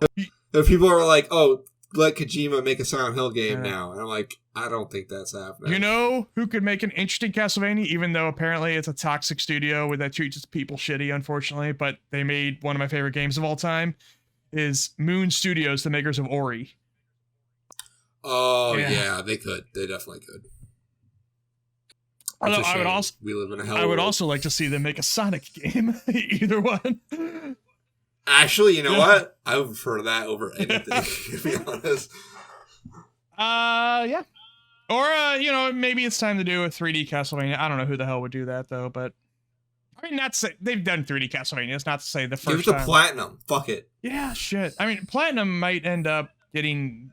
Well, Platinum might die, Oh, fucking, I hope not. I was going to say they might end up getting sold. I think that's probably more likely. Well, Bayonetta 3 is likely to do hella numbers now, so... Yeah, I'm sorry, did you just say it was likely to do Hellena numbers? Fuck. Sorry. I hate this. Yeah, well, at least, compared to previous Bayonettas, it's still not going to be the biggest Switch game, but it's going to outsell 1 and 2. That's for damn sure. Yeah, because now everyone's going to want to spite Helena. Yeah, that, and also the reviews are really damn good. Apparently a good ass game. I've never played a Bayonetta. I should. They seem neat. You should. They're good. They're good games. I wonder now. Well, I mean, they won't actually do this, but I wonder if they're tempted to go back and have Jennifer Hale do voices for Bayonetta 1 and 2 and put that in the games and cut out Hellena out of the previous 2. Before we go into this next story, can we talk about RE4 Remake real quick? Because they did that. They did the same day. I think the same day or like the day after. Yeah, I should have put that on the list. Again, I will have almost nothing to say, but you... So I'm gonna make this quick because I don't want to keep everyone here all night. But Resident Evil 4 remake looks fucking awesome. That is a game that I am the most excited for next year for sure. Yeah. Because that I was not sure I wanted a remake. I went from not sure if I wanted the RE4 remake to being sold on it completely. Yeah. Sorry, I'm not. Now I can't wait. It's my most anticipated game. What? So, all right, and I think I've actually talked with you about this in our group chat, but let's do it here too.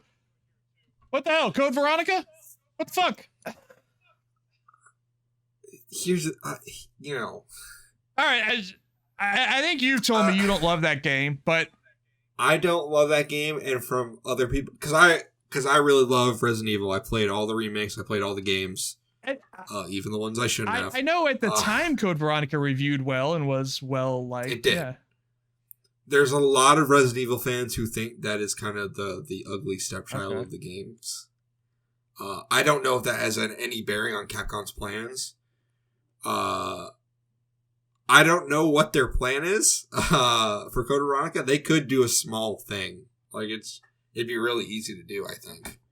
Yeah, I mean, using the framework that they've established in 2 and 3. And it seems like, again, this is somebody who doesn't play these games, but it seems like if you use, people love 2 and 3, especially 2. And if you use that framework, you could probably fix whatever the problem is in Code Veronica, and hell, for that matter, Resident Evil 0. I mean, yeah. I mean, I did not. I'm gonna be truth be told. I don't like the original Resident Evil 3. I don't like that game.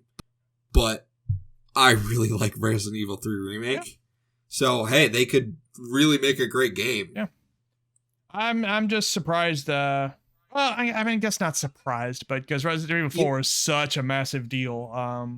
It is. It's a huge undertaking. And Resident Evil 4 will absolutely sell better than a Code Veronica remake would. But it's just, I don't know, kind of strange. You know what would be interesting is seeing how the Crisis Core remake does, and if that will have any effect on making a Code Veronica remake. The original Crisis Core people don't like, right?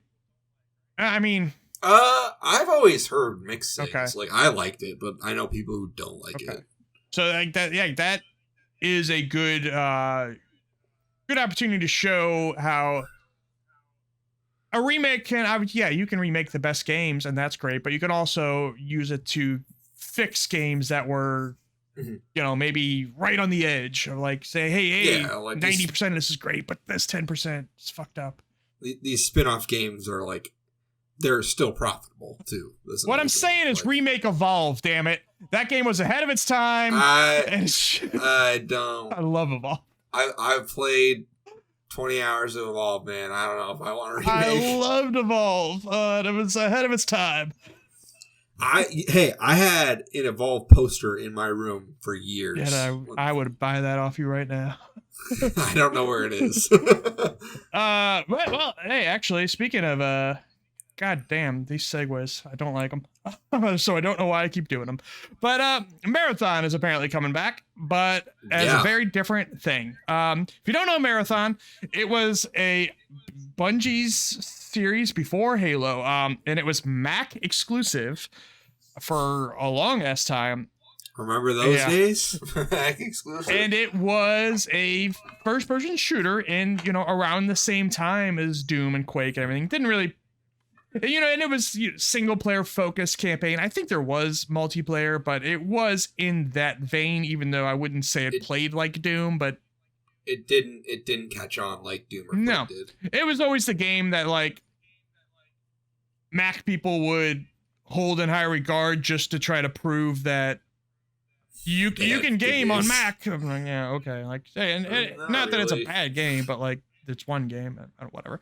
But anyway, this time it appears to be coming back as a 3-person extraction shooter, like Escape from Tarkov kind of a thing. This is actually super interesting to me because, like, I'm always fascinated with those kinds of games. I played Resident Evil Extraction because of it, and I didn't really like that, but I think they could do. Bungie of all people could probably pull that off. Sounds like it's going to be free to play, live service, which no surprise considering from Bungie these days. They are probably, along with Epic, the best studio at live service stuff. There's probably some more I'm not thinking of, but they're certainly near the top. And there you go. This might be the project that is funded by NetEase, because we had heard before Bungie now is owned by Sony, but before that they'd signed a deal with NetEase for some game. And this is probably this game. Although it does seem like Bungie's also working on some kind of PvP game, which may or may not be Destiny related. I kind of feel like that is going to be a Destiny hero shooter, is my guess. But yeah, I feel like that's going to be the thing. So there you go. That seems like that's coming. Probably not anytime soon. It does feel like, or not feel like, it does say that customizing your suit is going to be a big part of the game. And, you know, obviously that's going to include cosmetics, because they got to sell some shit, but probably abilities as well. Yeah. Could be cool. Yeah, I'm always in the mood for co-op games. I don't know if I ever played one of these extraction games. I've never played Escape from Tarkov. I never played Rainbow Six Extraction, even though it's on Game Pass. I just word on it was pretty bad, so I didn't bother with it. I've watched people play Escape from Tarkov. Pretty cool. Netflix is open to cloud gaming. It's similar to Stadia or... Sure, buddy. Yeah. Well, hey, I mean, they stream shit. They've opened a new studio. It's actually their 5th studio, which I didn't even realize that they had that many. Yeah. I know they bought the Oxenfree people. There's probably a couple others they bought, and I guess they've founded some of their own. Now, most of them are still making mobile games.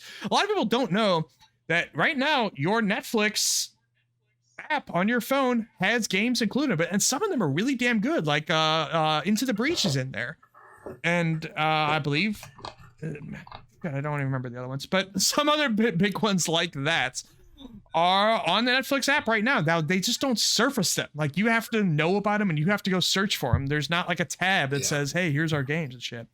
But anyway, it's very weird. They're open to doing more AAA style games and streaming them to you Stadia style in the future. Now, I would give them a leg up over Stadia, because I imagine they're not going to sell you these games piecemeal. I imagine they will come as part of your Netflix subscription.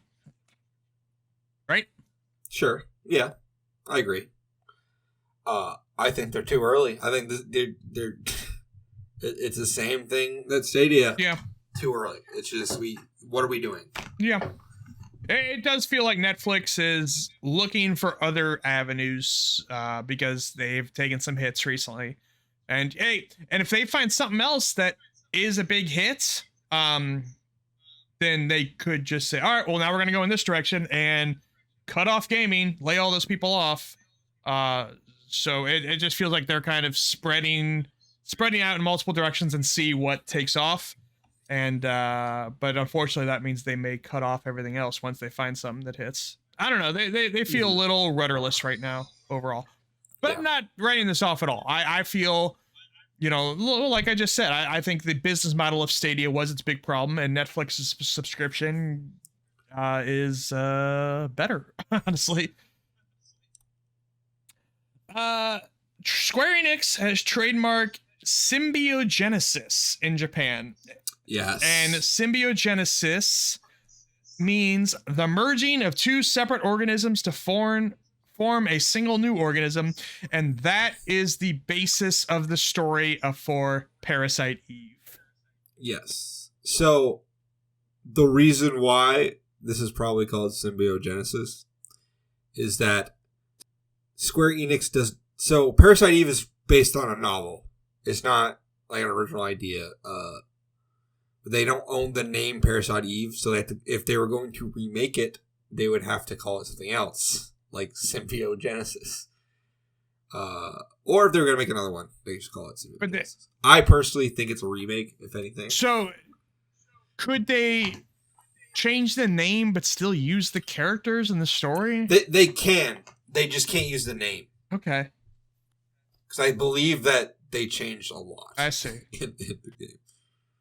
Someone explained to me, and it was like, it boiled down to they cannot use the name. Because Square Enix owns the right to Aya Brea, and I believe some of the monsters in the game. Okay. And like the general story.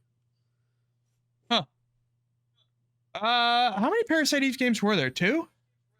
There's three. Wow. Huh? Yeah, no one talks about the third one because it's trash. Yeah, this is probably, I didn't think about this till right now. So, okay, again, my Parasite Eve experience is limited.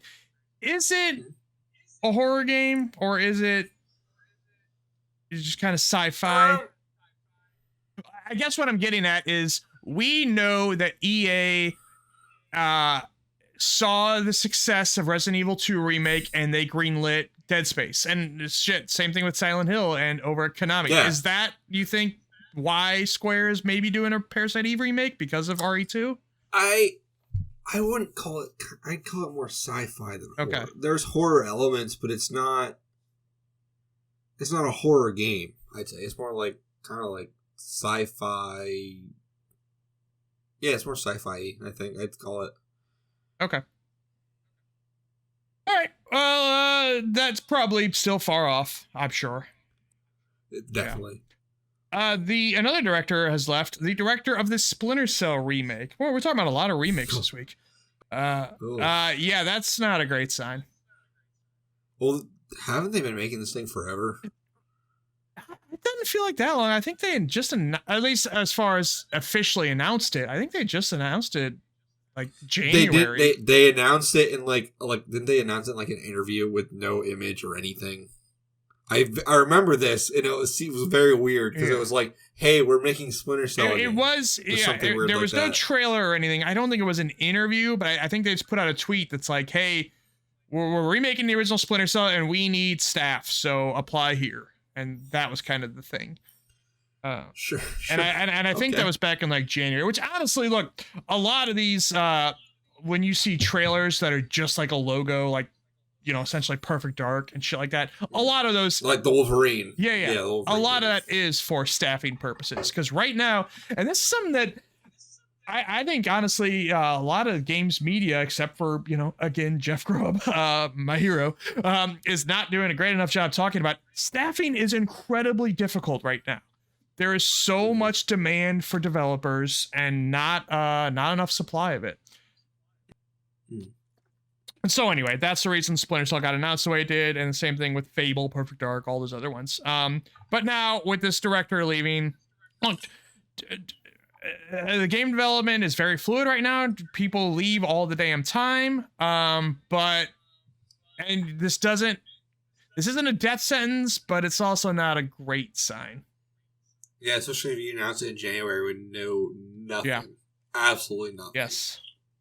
And it's the original Splinter Cell right now is so not compatible with what Ubisoft's currently doing with everything else except for Mario plus Rabbids, I guess. Everything else is live service. So just, I don't know. They're all the same game. Yeah, I know that too.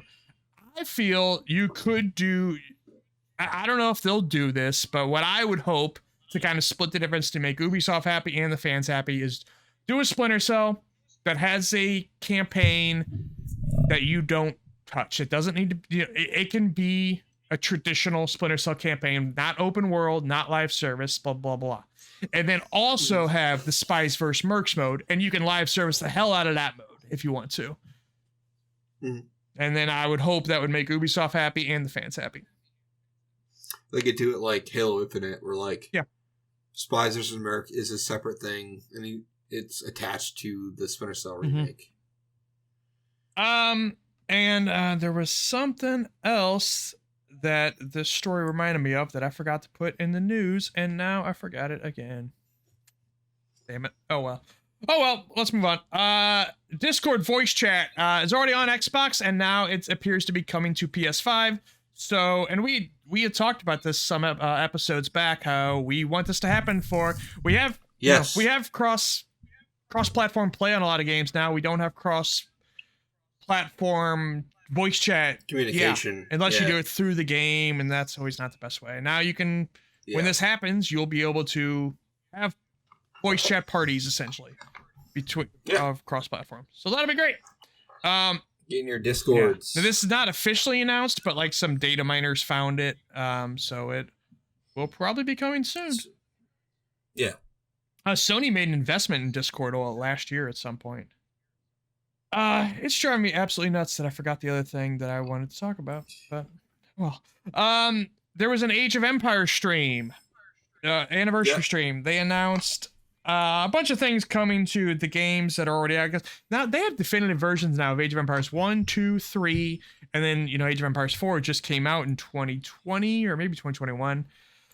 But they now announced they're doing Age of Mythology Retold, which I think is just the definitive version of that, just like the Age of Empires games.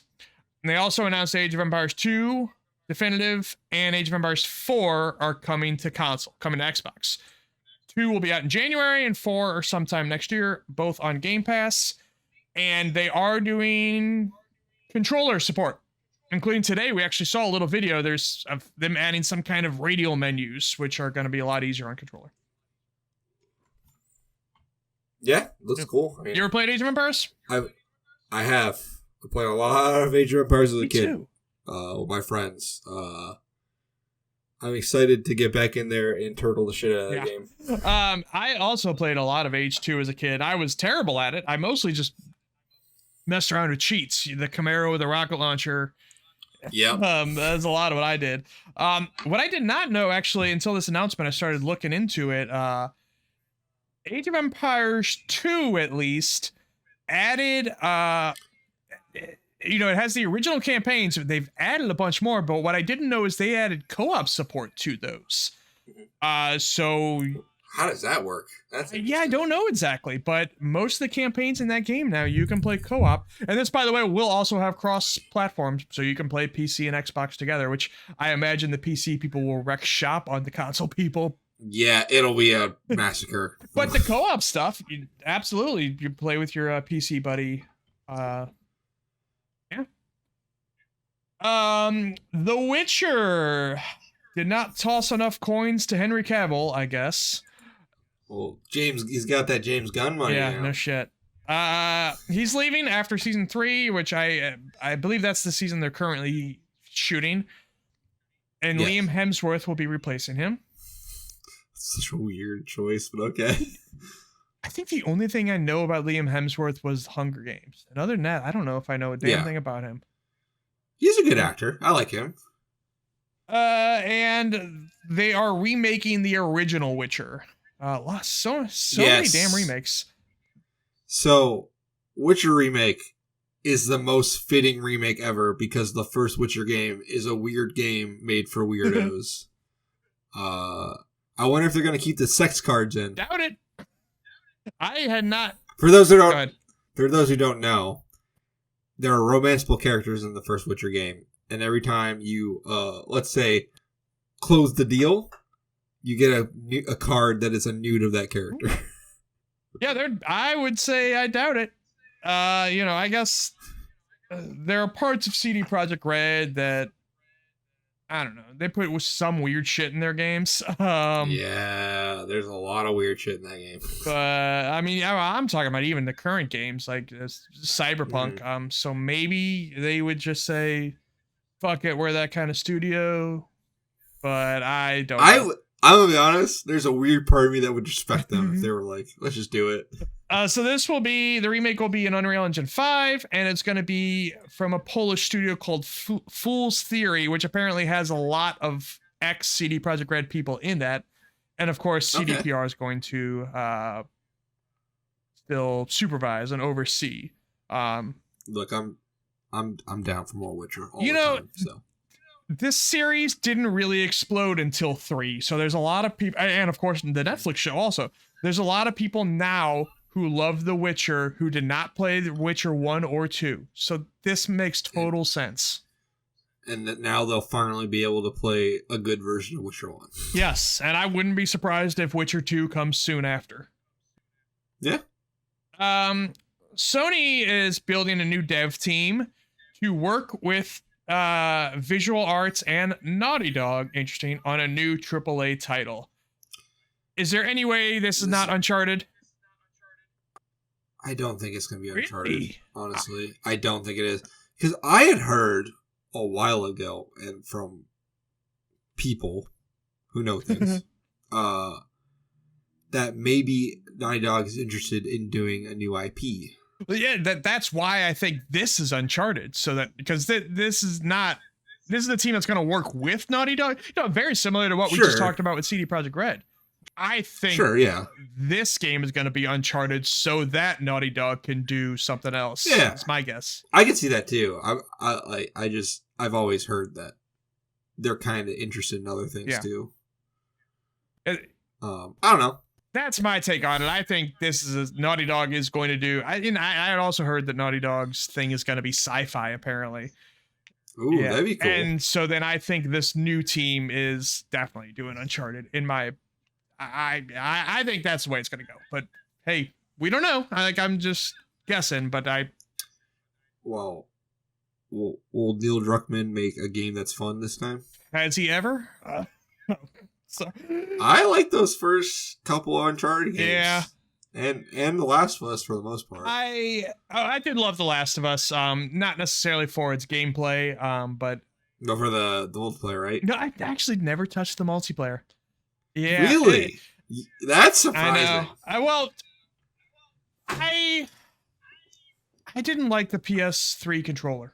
Honestly. I would agree with you. Like, that thing was shit. Like, the games I played on it were mostly games I didn't spend a lot of time with.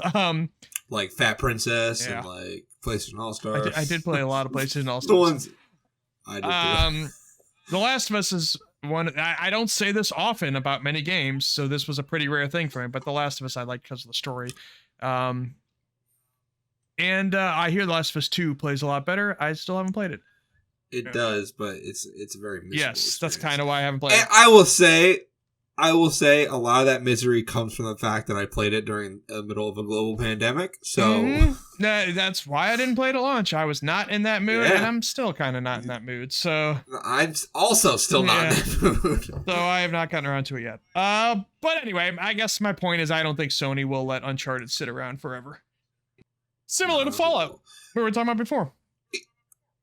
I could see this new thing being the new Uncharted trilogy with Nathan Drake's daughter. Yeah. He has a daughter? Oh, so, I remember it. Yeah, at the end of... Yeah, I remember what I was trying to get at before. I only ever tried Uncharted 1, and I didn't really like it, so I've never really given much of a shot to 2 and 3. I do have the trilogy on PlayStation, so I could, but... Confession time, I kind of like Uncharted over Last of Us. I don't think that's uncommon. I look at it similar to Elder Scrolls and Fallout. There's probably about half of Bethesda fans prefer Fallout and half prefer Elder Scrolls. And with Uncharted, with Naughty Dog, if you want something lighthearted, you're probably gonna like Uncharted more. And if you want to be sad, if you want to mass murder. Hey, they got... Well, if you want to be sad, they also got a series for you. They do. Nathan Drake is history's greatest sociopath. Callisto Protocol, not releasing in Japan. It got... Their ratings agency there gave it a hard rating, whatever their hardest rating is. I think they should put this on the back of the box. Well... So, what I did not actually realize until this game is there's a lot of tiered games that are, even if they give them the highest rating, they're still very different in Japan than they are here. This story here from Video Games Chronicle, I want to give credit to them, to Andy Robinson over there. He lists Gears of War, Call of Duty, Grand Theft Auto, and Dead Island. They put the highest rating on those games in Japan, and still they are censored compared to our versions of those games. And apparently the Callisto Protocol team they had that option, and they said, no, we're not going to do it. We're just, we think that would cut into the game that we're making, and that's not what we want to do. So we're just not going to release it over there. Honestly, I kind of respect them for that. Absolutely. Because they were under fire for crunch, and Clint Schofield made that stupid tweet. Yeah, I almost forgot about that. And I honestly feel like if they did, that's just more work on them, More work on them, and it's apparently not their vision.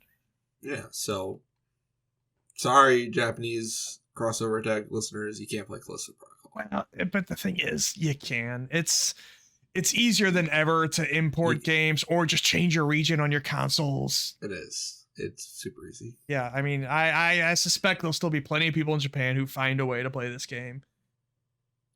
I'll probably stream it at some point. Yeah. Paragon is coming back. If you remember Paragon, and probably not many of you do, it was a MOBA from a kind of a third-person act perspective that was made by Epic before Fortnite, and my understanding is it was not a total flop. It was a moderate. It was doing moderately well, but once Fortnite hit, they're like, well, fuck everything else. Fuck Unreal Tournament. Fuck Paragon. Throw it all out. We need all hands on deck on Fortnite. Yeah. I don't understand. What? Go ahead. I played a lot of League in my time. Like, I played a lot of League. I played a bit of Paragon the first time. I'll be honest. You don't sound very good. It's not very good. I don't like it. So I should say that it's not Epic that's bringing this back. It is a South Korean studio, Netmarble and PTO. Okay. So they're going. Actually, I do remember, and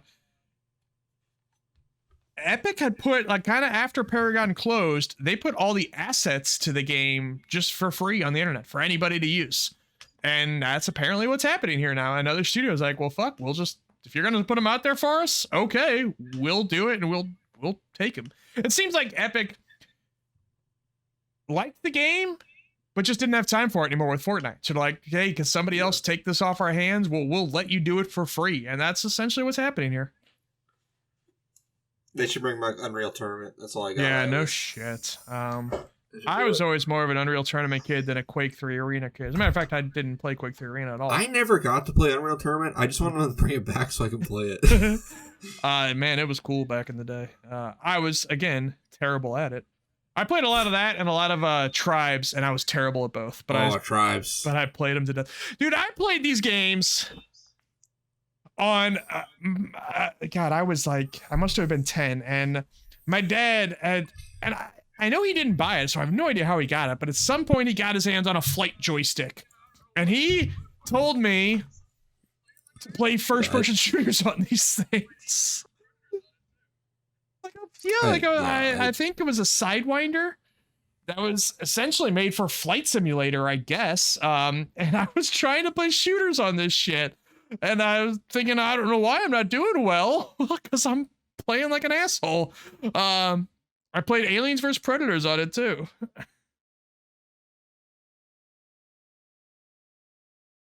I was never a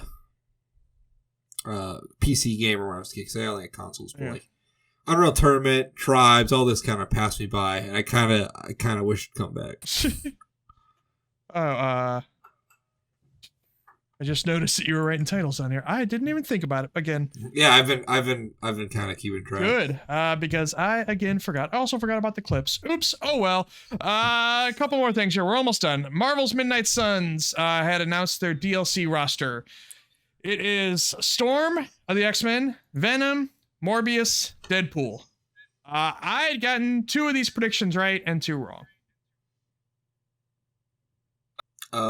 I had no predictions, so well, they put out. I was not right. They put out a teaser graphic a while back that had lightning. It had kind of like images for all 3 of these in the corner. It had lightning on it. I thought that was going to be Thor.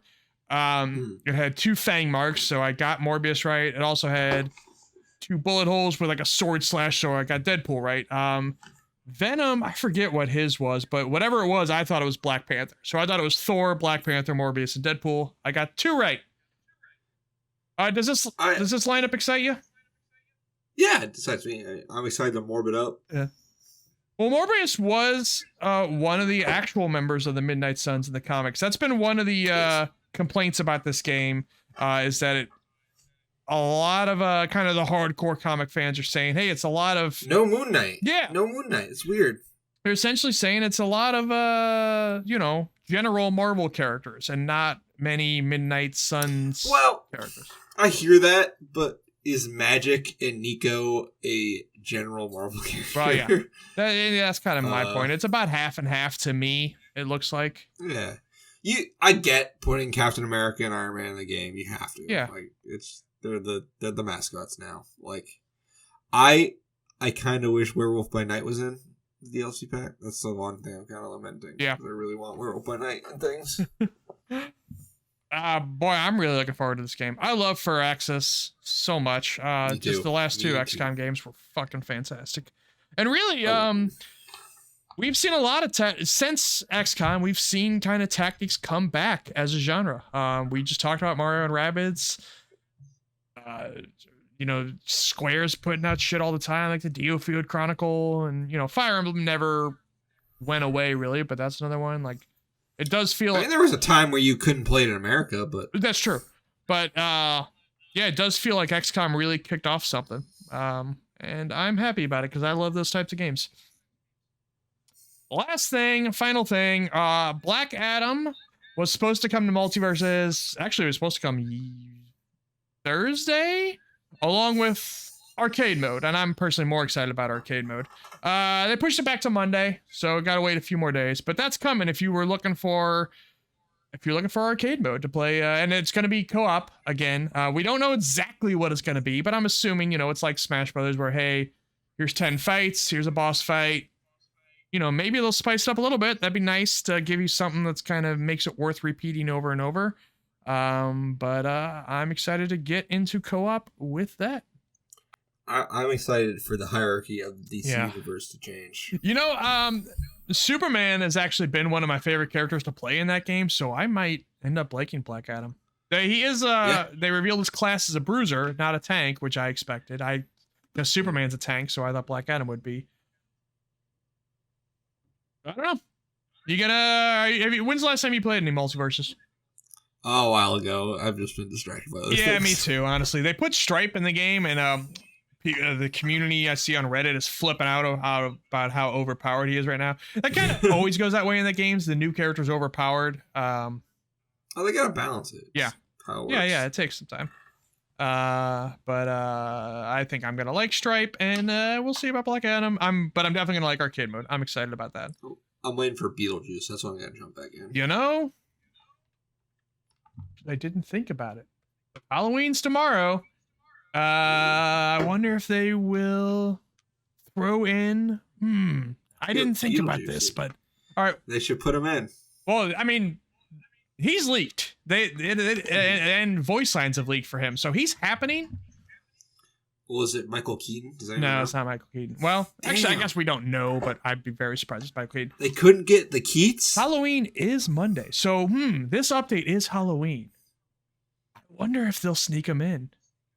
Or I doubt they'll sneak him in. Okay, so data miners have found voice signs for Beetlejuice. They've also found sleep animations for every character. So somebody's coming with a sleep move. Now, to me, that's the Freddy Krueger. No, it's not. The Wicked Witch of the West. Yep. She throws down poppies, right, and makes you fall asleep. But my point is, Beetlejuice and Wicked Witch, either one of those could fit Halloween. I wonder if they'll sneak them in now. I did not think about that until this moment right now, but I wouldn't be shocked if that happens. That would be neat. Okay, because Multiverses has, I think, fallen off a bit. Like, I mean, that's expected, of course. When you launch, you're gonna fucking have huge numbers, then you come down to reality. I think it's still in a healthy spot. Yeah, I'm sure there's a lot of people who play that competitively, so I'm sure I'll keep it alive. Yeah, but if they could throw in a surprise character, maybe that could be a kick in the ass that they could use. I think that's it. Right? I can't think of anything else. All right. Well, I've been Eric Freshley. You can find me on Twitch at Freshly Stream Games with an E in Freshly between the L and the Y, and on this very YouTube channel, also Freshly Stream Games. Hunter, tell me about Comic Club. You can listen to us, Comic Club. We're everywhere. We're on Spotify. We're on Apple Podcasts. We're on Google Cast. If that's your shit, you can do that. You can listen to my other podcast, The Phantom Zone, talk about Oh, video game. We talk about mostly comic book movies and stuff like that. always forget to mention Phantom Zone. Phantoms, you can find that. Me on Twitch at Young Kame. I'm not really streaming right now because my work schedule's kind of busy. Yeah. Do other stuff. I don't know. You had mentioned, I think you said you were going to stream Callisto Protocol. Callisto Protocol and Midnight Suns. Is there anything else still coming out this year that's getting you jazzed up? God of War. Oh God, yeah, of course. Yeah, God of War, man. Jesus Christ. I'm so excited. I completely forgot. How did that slip out of my mind? That's literally like next week. Oh my God. Well, then we're going to be talking about that next episode. As a matter of fact, I'm going to be streaming that for sure. Yeah. That comes out. Okay. It comes out on 9th. Well, let me pull up this list here that I had. I kind of keep a schedule of stuff I'm looking forward to. Halo Co-op comes out on the 8th, and God of War comes out on the 9th. Because I've not played Halo Infinite's campaign. I was waiting for Co-op, and now that and God of War are 2 days away. Do you need to hack the game in order to access the co-op? No, it's coming out for real. And also Forge will be coming out that same day too. Which wow. Yeah. I want to make a gun that fires warthogs. I just saw before this on Twitter, somebody made a 2D arcade Halo game inside of Forge. You fucking walk up, you load in this Halo map, and it's an arcade. You walk up to this arcade machine and you're playing 2D Halo. Now, it looks like a crappy 2D Halo. Yeah, but how do you do that? I don't know. It's fucking nuts. And actually, we're due for a new Overwatch character in December. Finally, they're gonna add sex to Overwatch. Yeah. On my list here, I got God of War. God, I can't believe I forgot about that. Oh, Pokemon's coming. I'm probably not gonna play it, but that's interesting. I'm gonna play a lot of Pokemon.